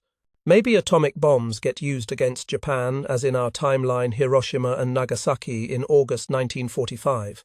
But the geopolitical implications differ because America needs to demonstrate nuclear capability to deter both Germany and the Soviet Union. The Atlantic becomes a nuclear frontier. American B-29 bombers are capable of reaching Germany from bases in Britain, if Britain permits it, or from Iceland, or from aircraft carriers. German rockets, the V-2 technology continuing to develop, might eventually reach American cities from European launch sites or from submarines. Mutual deterrence emerges, but between democracy and fascism rather than democracy and communism. It's a strange, unstable balance. The nuclear proliferation trajectory in this alternate world accelerates dramatically. Britain pursues independent atomic weapons. As insurance against German aggression, they have the scientific foundation from their Manhattan Project contributions. France, once liberated from occupation or maintaining resistance from North African territories, pursues nukes. Potentially even smaller nations like Sweden or Switzerland attempt nuclear programs as guarantees of neutrality. By the 1955, perhaps a dozen nations possess atomic weapons. This creates a multipolar nuclear world, far more unstable than the bipolar Cold War that actually occurred. In our timeline, nuclear proliferation was limited initially to 5 powers: US, USSR, Britain, France, China, through a combination of technological barriers and diplomatic efforts. In the alternate timeline, with Nazi atomic success accelerating proliferation, the barriers crumble faster. More nations feel existentially threatened. More nations pursue weapons as survival insurance. The nightmare of nuclear proliferation that worried strategists in our timeline becomes realized. Every regional conflict carries risk of nuclear escalation. Every border dispute threatens atomic warfare. The world lives under constant low-level terror that somewhere, somehow, nuclear weapons will be used again. Now let's explore the human experience in this alternate world. What's daily life like in occupied France, Poland, Ukraine under Nazi regime, backed by atomic weapons? Resistance continues but takes different forms. Less open military resistance, armed uprisings invite massive retaliation, potentially atomic, more sabotage, intelligence gathering, long-term undermining of occupation infrastructure. Resistance fighters know that pushing too hard might result in atomic weapons destroying their cities. It creates horrible moral calculations. Is sabotaging this railway worth risking that the reprisal might be nuclear? Is assassinating this German official worth the chance that Hitler drops an atomic bomb on your city in revenge? Some resistance movements decide the risk is too great. They focus on preservation, keeping language alive, maintaining cultural identity, preparing for eventual liberation, even if it takes decades. Others decide the risk is necessary, that resistance must continue regardless of threat, because submission means death of everything they value anyway. Collaboration dynamics become even more morally complex. Nazi regimes always incentivized collaboration through both threats and rewards. Now those incentives are backed by atomic weapons. The implicit message, cooperate and live relatively normal lives, or resist and risk your entire city being annihilated. Some people collaborate out of opportunism, some out of genuine belief in Nazi ideology, but many collaborate out of calculation that it's the only way to protect their families, their communities, from atomic devastation. They become cogs in the machine while hating themselves for it. The psychological toll on occupied populations would be immense. Living under conventional occupation is traumatic enough. Living under atomic-backed occupation adds existential dread. Every day knowing that the power occupying your nation could decide to destroy your city, and nothing could stop them. Imagine going to sleep each night, wondering if you'll wake up to mushroom clouds. Imagine hearing aircraft overhead and experiencing the flash of terror that this might be the bomb. Imagine the constant, low-level anxiety poisoning every moment of daily life. This section needs to balance two truths. First, that atomic weapons genuinely reshape geopolitics and give Germany power to dominate for years. Second, that even ultimate weapons can't solve fundamental problems of legitimacy, economics, and human resistance. Germany might dominate through the late 1940s. The regime might survive Hitler's death, though probably in weakened form through succession struggle.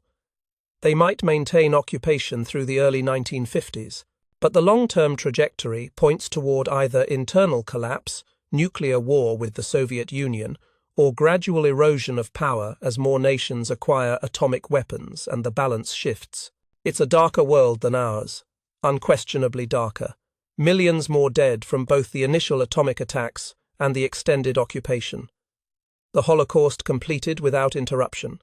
Totalitarian power entrenched across Europe for years longer than our timeline. But it's not necessarily stable. Evil containing atomic weapons doesn't become sustainable. It becomes more dangerous, more destructive, potentially self-destroying. The contradictions that doomed Nazism in our timeline, economic unsustainability, internal power struggles, unsustainable occupation costs, ideological contradictions remain present, just delayed and more catastrophically resolved. That's cold comfort to the millions who would suffer in such a timeline. But it suggests that even in the darkest what-if, there might be eventual light. Eventual liberation, eventual justice, just purchased at unfathomable cost. All right, now we return from the alternate nightmare back to actual history. And we're going to explore with deep appreciation exactly why Nazi Germany failed to build atomic weapons. This is going to read like a thriller because it is one. A thriller about brilliant saboteurs, lucky breaks, critical errors, and structural weaknesses that collectively saved civilization. Every element I'm about to describe actually happened. These aren't made-up stories. These are historical facts, documented in archives, recorded in personal accounts, verified by multiple sources. And collectively, they prevented the nightmare we just explored. Let's start with February 1943 and the Norwegian wilderness. Operation Gunnerside. If you've never heard of it, prepare to be amazed. This is one of World War II's most extraordinary commando raids and possibly the mission that prevented Nazi atomic weapons. British intelligence knew Germany depended on heavy water from the Vemork plant in occupied Norway. Without heavy water, Germany's reactor program would stall. The entire plutonium pathway would be blocked. Previous attempts to sabotage the facility had failed catastrophically. In November 1942, British Special Operations launched a glider-borne commando raid. 2 gliders, carrying 34 British commandos, were towed by Halifax bombers toward Norway. The weather was terrible. Both tow ropes snapped. Both gliders crashed in the Norwegian mountains. Everyone died, some in the crashes, some captured and executed by the Germans. It was a complete disaster. But the British didn't give up. They tried again with different tactics. This time, 9 Norwegian commandos men who knew the terrain, spoke the language, could blend in if necessary. They trained in Britain, learning demolition techniques, navigation, survival skills. They were the best of the best. On February 16, 1943, they parachuted into the frozen highlands of Telemark region. Think about that for a second. February. In Norway, the mountains. They're dropping into one of the harshest environments on Earth. They land scattered across the landscape. They have to find each other in blizzard conditions. Once assembled, they begin the approach to Vemork, skiing over a pova, 100 miles through winter wilderness, carrying explosives, weapons, and supplies. The Norwegian winter is no joke. Temperatures well below freezing, wind that cuts through any clothing, snow so deep that travel is measured in hours per mile. These men ski through that for days, sleeping in improvised shelters, eating what they carried, navigating by compass and memory of terrain they knew from before the occupation. On the night of February 27th, they approach the Vemork facility. Let me describe this place so you understand what they're facing. The facility is perched on a mountainside above a gorge, a ravine hundreds of feet deep. One side of the facility overlooks this gorge. The other sides face open ground covered with searchlights and guard posts. The Germans consider it impregnable. They have guards, minefields, searchlights, regular patrols. More importantly, they think the geography protects them. Who's going to climb down into a gorge in winter, then climb, back up the other side, just to reach the facility? The Norwegian commandos, that's who. They find a narrow gully leading down into the gorge. It's steep, almost cliff-like in places. Too steep for German engineers to believe anyone could traverse it, especially in winter darkness. That's why it's unguarded. The commandos descend in pitch blackness, feeling their way down ice-covered rocks. They reach the bottom. Then they climb up the other side, hundreds of feet, in darkness, carrying equipment, trying to move silently. They reach the facility's lower level. There's a cable tunnel used for electrical cables and pipes that penetrates into the building. The Germans haven't guarded it because, again, they didn't think anyone could reach this side of the facility. The commandos infiltrate through the tunnel. They navigate through the facility's interior partially by blueprint memorization, partially by luck. They reach the heavy water concentration room where months of accumulated heavy water inventory is stored in large cylinders. They place timed explosive charges on the cylinders and the concentration equipment. They set the timers for 30 minutes, giving themselves time to escape. Then they retreat back through the cable tunnel, back down into the gorge, back across the ravine, and flee into the Norwegian wilderness. Behind them, the charges detonate. The explosions destroy over 3,000 pounds of heavy water months of production and damage the concentration equipment itself. German guards rush to investigate, but the commandos are already gone, disappearing into the winter night. All of them eventually reach Sweden or rejoin the Norwegian resistance. It's one of the most perfectly executed special operations raids in military history, and it delays German reactor research by approximately 18 months. 18 months that Germany doesn't have. 18 months during which the Manhattan Project continues working. 18 months during which Allied bombing intensifies. 18 months that prove fatal to Germany's nuclear program. But the story doesn't end there, because Germany repairs Vemork and resumes production by late 1943. Allied intelligence, receiving reports from Norwegian resistance, learns that heavy water shipments are scheduled. In February 1944, exactly 1 year after Operation Gunnerside, Allied bombers strike Vemork in a daylight raid. The bombing causes damage but doesn't completely destroy the facility. However, it convinces German authorities that Vemork is too vulnerable. They decide to evacuate the remaining heavy water inventory and ship it to Germany. The shipment is scheduled to travel by railway to the coast, then by ferry across Lake Tinzhou, then by railway again to Germany. The ferry crossing creates one last opportunity. Knut Haukelid, one of the original Operation Gunnerside commandos who'd stayed in Norway, receives intelligence about the shipment. He has perhaps 48 hours to plan and execute sabotage. He decides to sink the ferry. On the night of February 19th, 1944, Haukelid and a small team sneak aboard the ferry Hydro while it's docked. They place timed explosive charges in the bow, set to detonate when the ferry reaches the deepest part of Lake Tinzhou the following morning. The next day, February 20th, the ferry departs, carrying rail cars loaded with heavy water cylinders. Norwegian civilians are aboard normal passengers, taking normal ferry transport, unaware they're travelling with Germany's atomic program. At the lake's deepest point, the charges detonate. The bow floods. The ferry sinks rapidly. 14 people die in the sinking, a tragedy that haunts the saboteurs. But the heavy water sinks to the lake bottom over 10,000 pounds of irreplaceable material. Those cylinders remain there today, at the bottom of Lake Tinzhou, several hundred feet down in cold, dark water. A tangible memorial to the sabotage that changed history. Germany never recovers from this loss. They attempt to restart heavy water production, but it's too late. The war is closing in. Resources are scarce. Time has run out. Two sabotage operations, Operation Gunnerside in February 1943 and the ferry sinking in February 1944, prevented Nazi atomic weapons. That's not speculation. That's documented historical fact. But sabotage alone didn't stop Germany. Let's talk about the calculation errors. Heisenberg's critical mass miscalculation haunted the German program throughout its existence. In July 1942, Heisenberg delivered his report to armaments, officials estimating that a uranium bomb would require several tons of enriched uranium.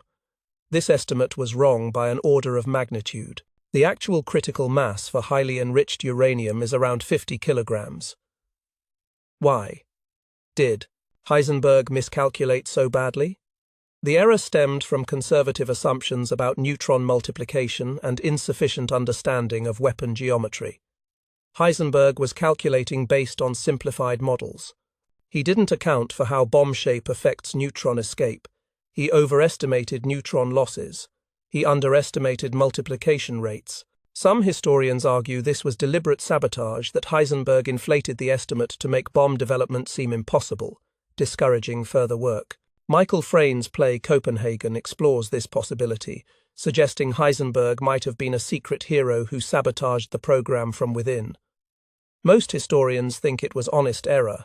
Heisenberg lacked experimental data.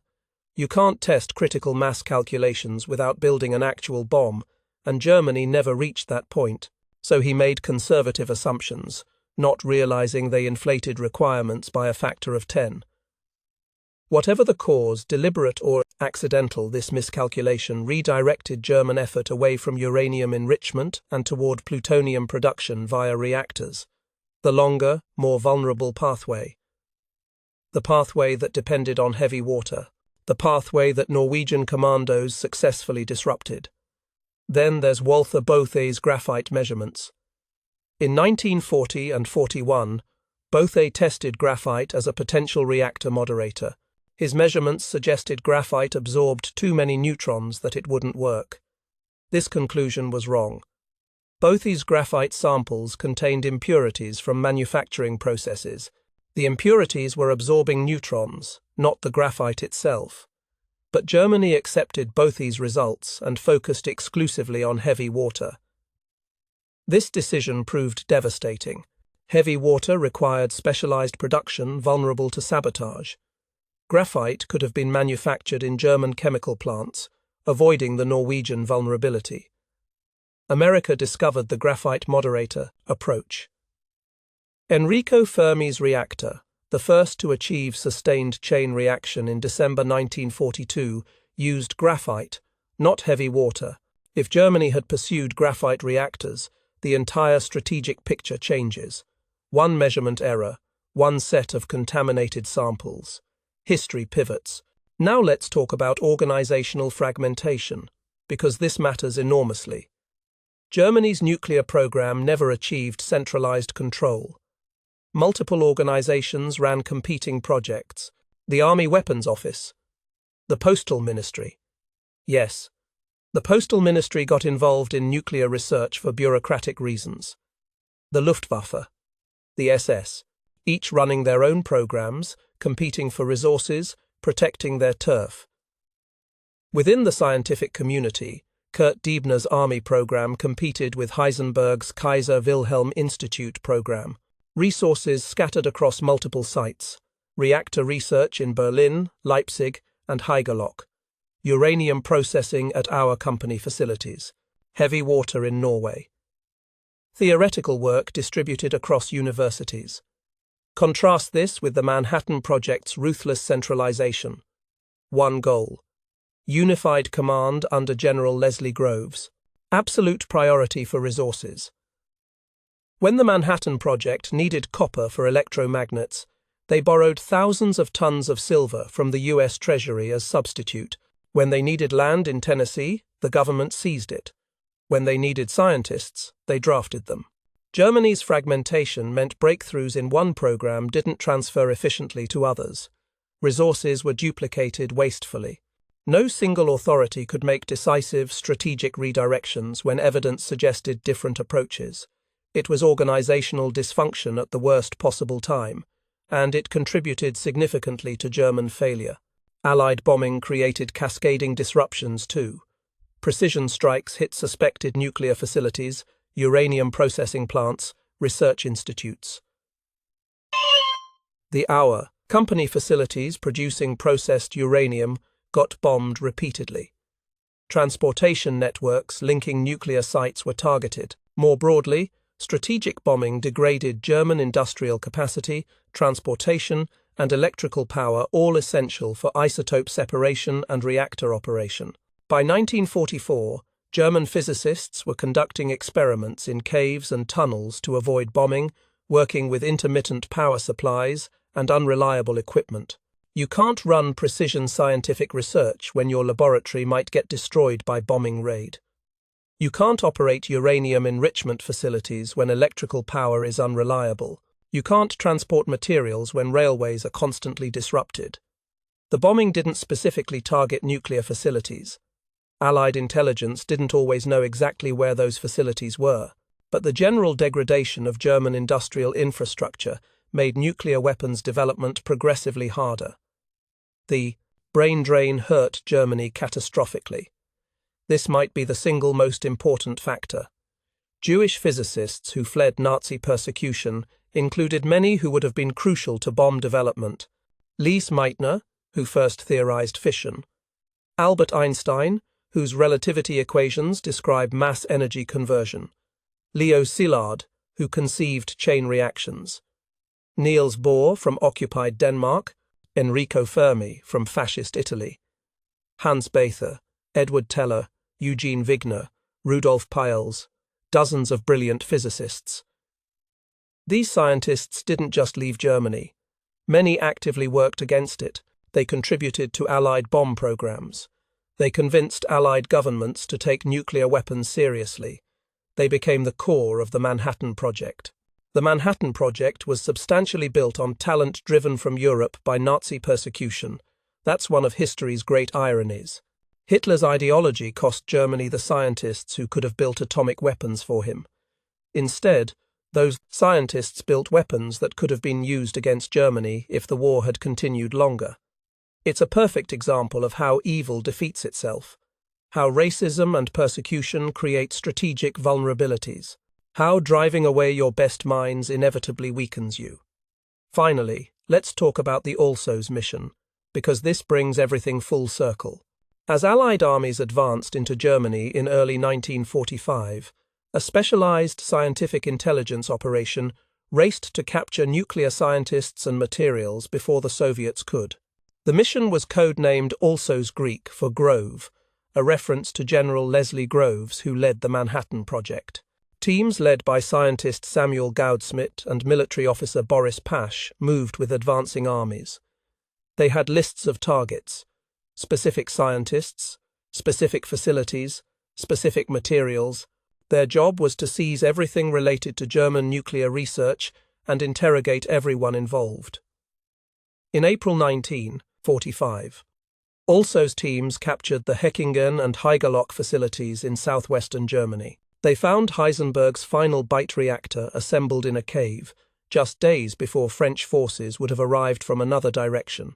They seized research papers, interrogated scientists, secured uranium stocks. The captured documents revealed exactly how far Germany had progressed and how far they remained from actual weapons. Germany had achieved reactor criticality in laboratory conditions but never sustained chain reaction at production scale. They possessed sophisticated bomb designs on paper but had never enriched enough uranium or produced enough plutonium to build actual weapons. They understood the physics but hadn't solved the engineering. The relief among Also's personnel was palpable.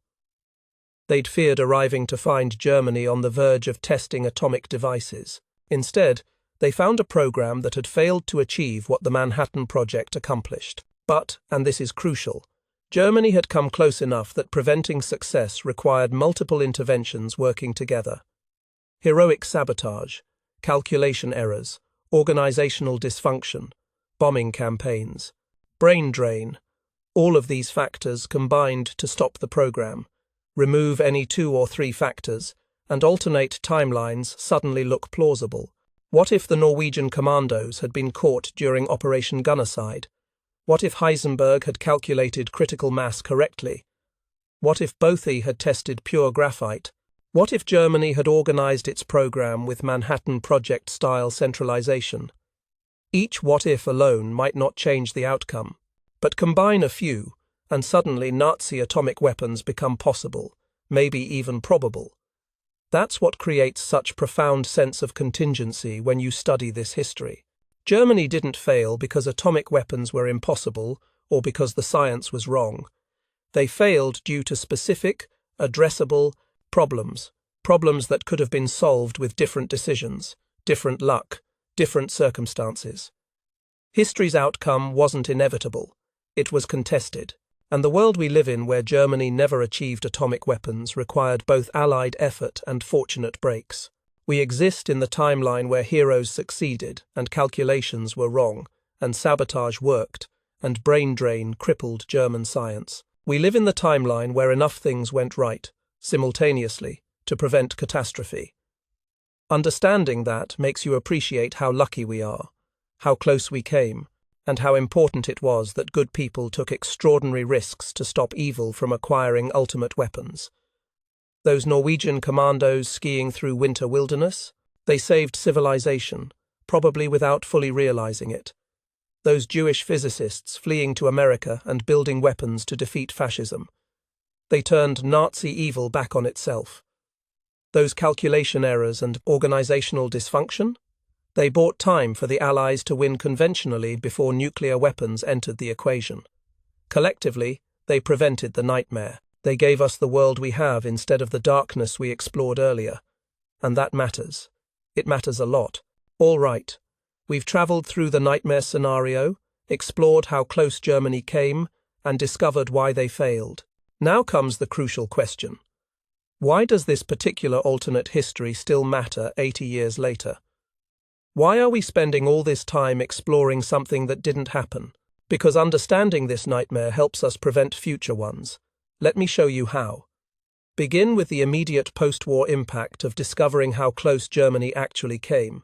When the Alsos mission captured German scientists in April 1945, Allied intelligence faced a strange mixture of relief and dread. Relief that Germany hadn't actually achieved atomic weapons, but dread at realizing how close they'd come, not close enough to succeed, but close enough to matter.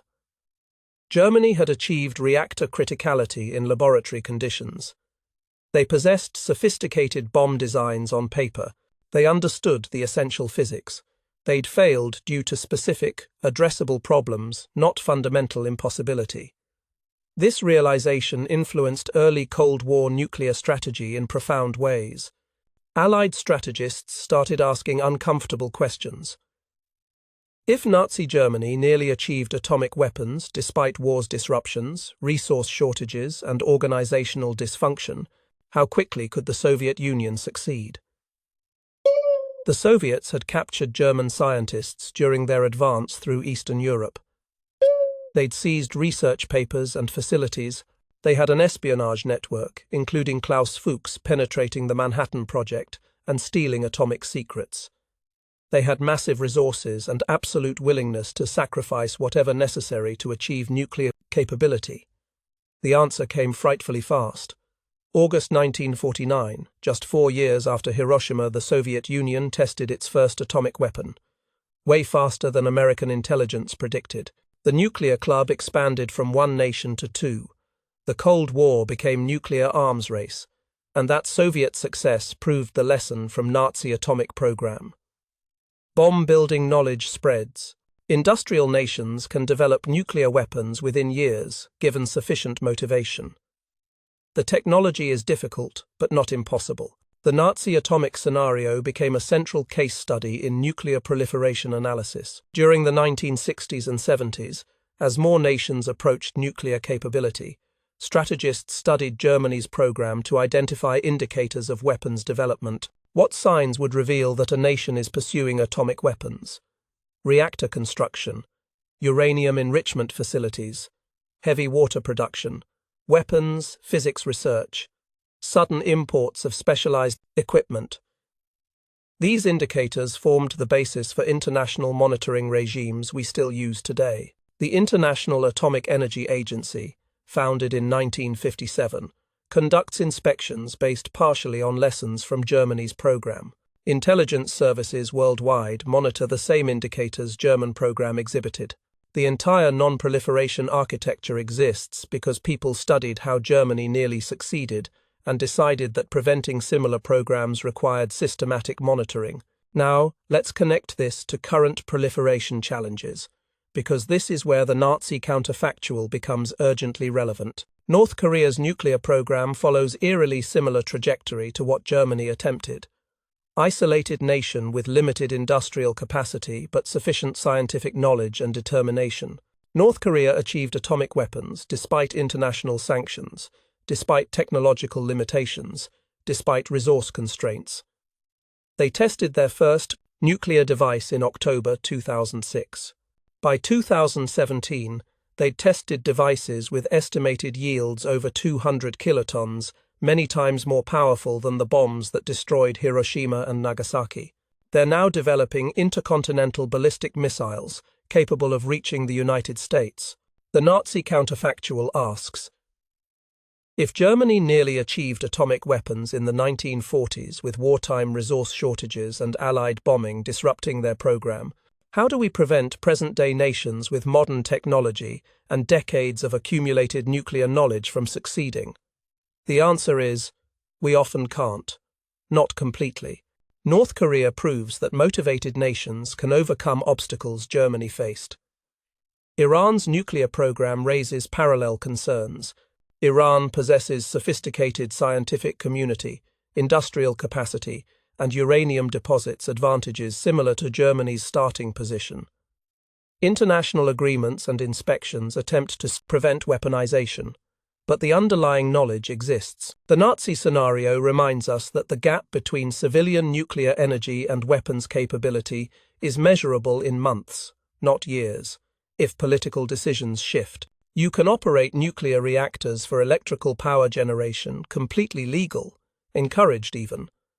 But those same reactors produce plutonium. Chemical separation facilities, ostensibly for civilian research, can extract weapons-grade material. Verification and enforcement remain perpetually fragile. Inspectors can verify declared facilities but struggle with undeclared programs. Intelligence can detect some activities but not all.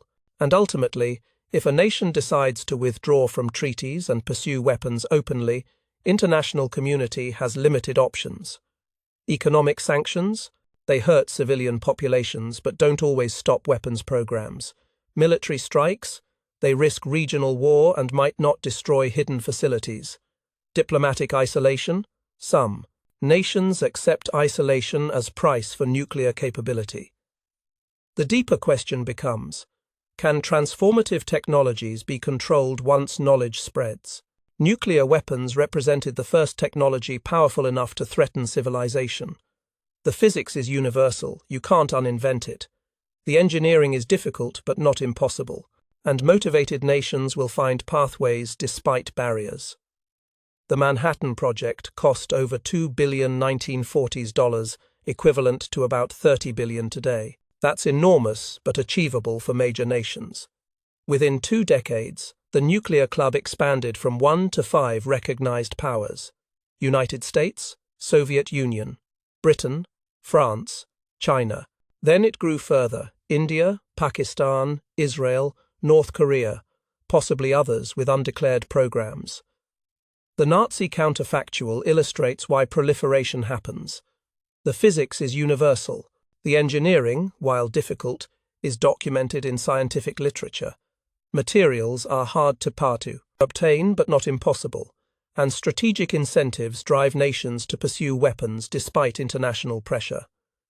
This pattern now applies to other emerging technologies: cyber weapons that can disrupt critical infrastructure, biological weapons that could be engineered with improving genetic technology, artificial intelligence that might shift military balances as dramatically as atomic weapons did. Each technology follows similar pattern: discovery and development by major powers. Knowledge spreads through scientific publication, espionage, and independent research. Costs decrease as technology matures. Eventually, smaller actors gain access. How do we prevent dangerous actors from acquiring civilization-threatening technologies when the underlying knowledge can't be unlearned? That's the challenge the Nazi atomic scenario represents. And we haven't solved it. We've managed it imperfectly through deterrence, diplomacy, intelligence operations, and sometimes luck. Let's examine the moral dimensions of this scenario, because they're relevant to present challenges. What if Germany had succeeded? What if Allied intelligence confirmed in mid-1944 that Germany was months from testing atomic weapons? Would preemptive strikes against German cities have been justified? This isn't hypothetical speculation. Allied leadership seriously discussed whether atomic strikes against German nuclear facilities would be justified to prevent Germany from achieving weapons first.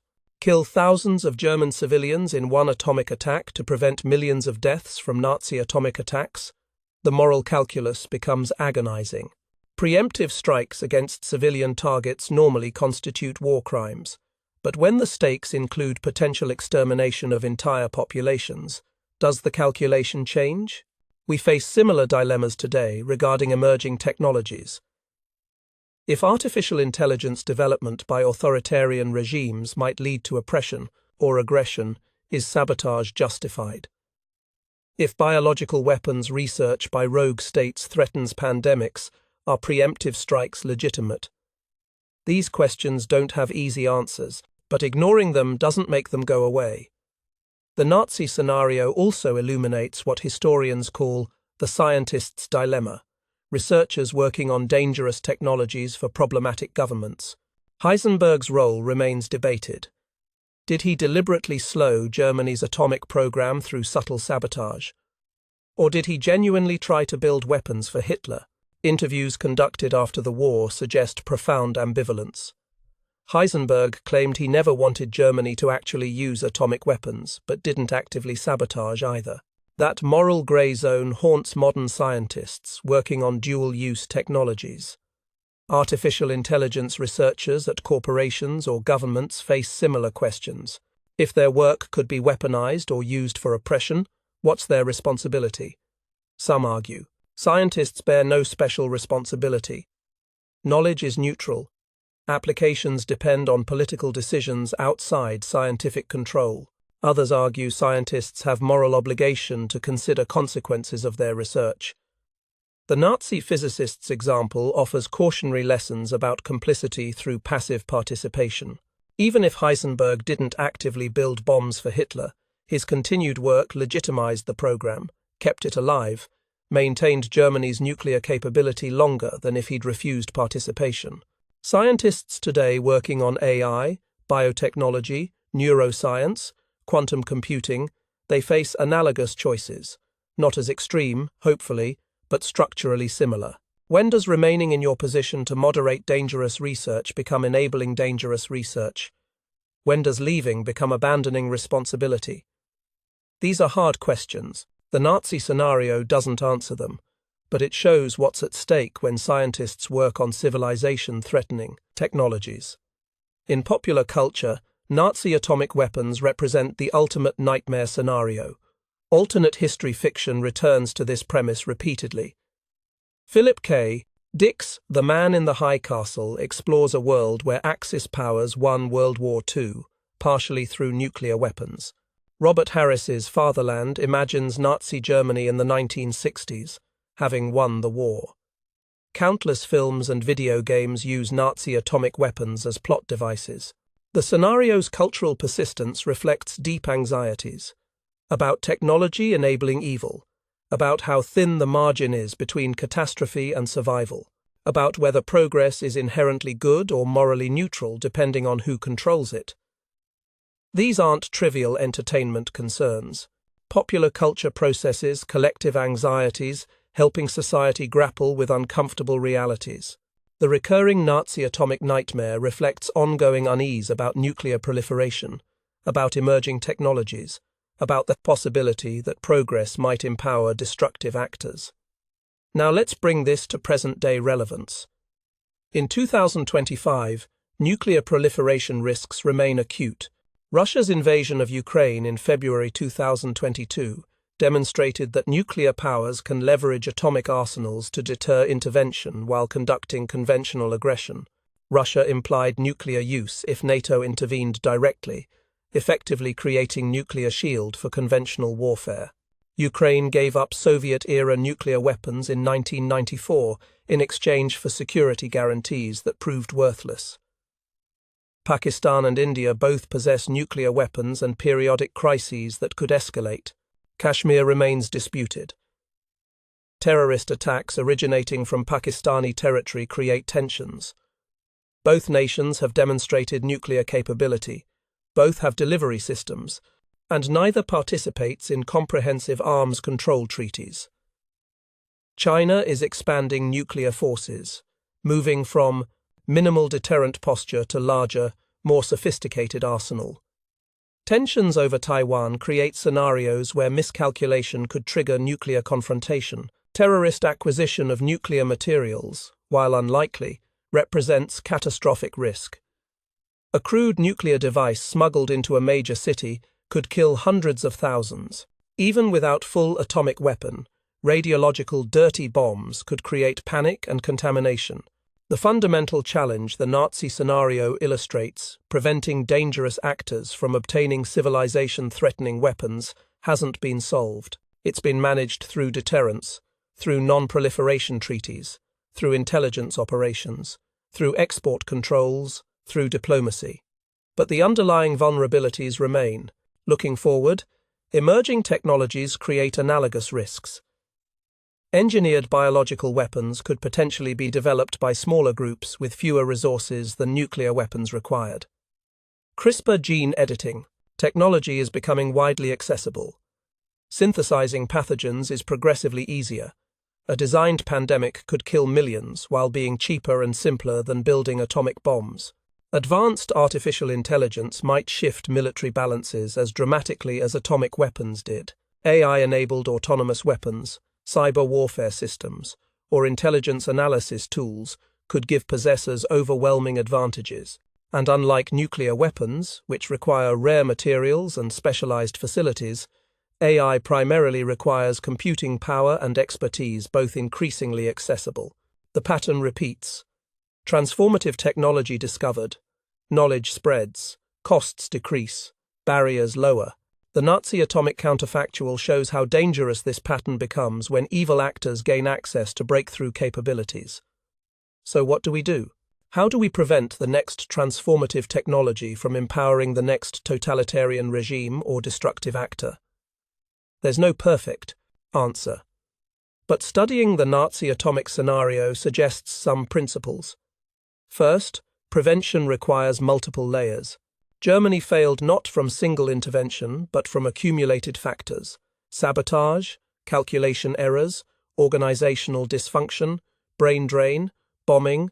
Similarly, modern proliferation prevention requires intelligence monitoring, diplomatic agreements, export controls, sanctions, and when necessary, covert action. No single measure suffices. Second, scientists matter. The brain drain of Jewish physicists crippled Germany's program. Encouraging talented researchers to work for democracies rather than autocracies affects long-term technological balance. Immigration policies, research funding, academic freedom. These aren't just nice ideals. They're strategic assets. Third, vigilance must be sustained. Germany came closest to atomic weapons early in the war when Allied attention was elsewhere. Modern proliferation risks require constant monitoring. Intelligence services must track indicators. Diplomatic efforts must maintain pressure. Military options must remain available as deterrent. Fourth, luck matters, but we can't rely on it. Germany failed partially through fortunate breaks, Heisenberg's miscalculations, Bothy's contaminated samples. We can't count on future adversaries making similar errors. We need systematic approaches, not reliance on enemy mistakes. Finally, understanding contingency matters. The world we inhabit resulted from specific decisions, interventions, and accidents. History wasn't inevitable. The future isn't either. Choices made today affect whether emerging technologies empower freedom or oppression. Let me bring this home to why you listening to this, should care about the Nazi atomic counterfactual. You live in a world that nearly didn't exist. The world where Nazi Germany never achieved atomic weapons, where Allied armies liberated Europe, where democracy survived the 20th century's greatest test. That world wasn't guaranteed.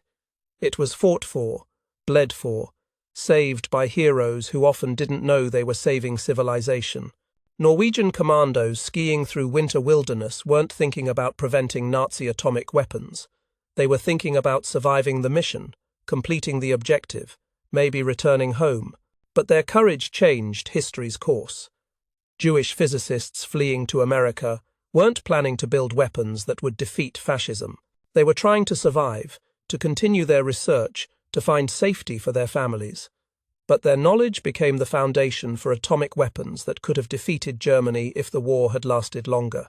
Those calculation errors and organizational dysfunction? They bought time for conventional forces to win before nuclear weapons entered the equation.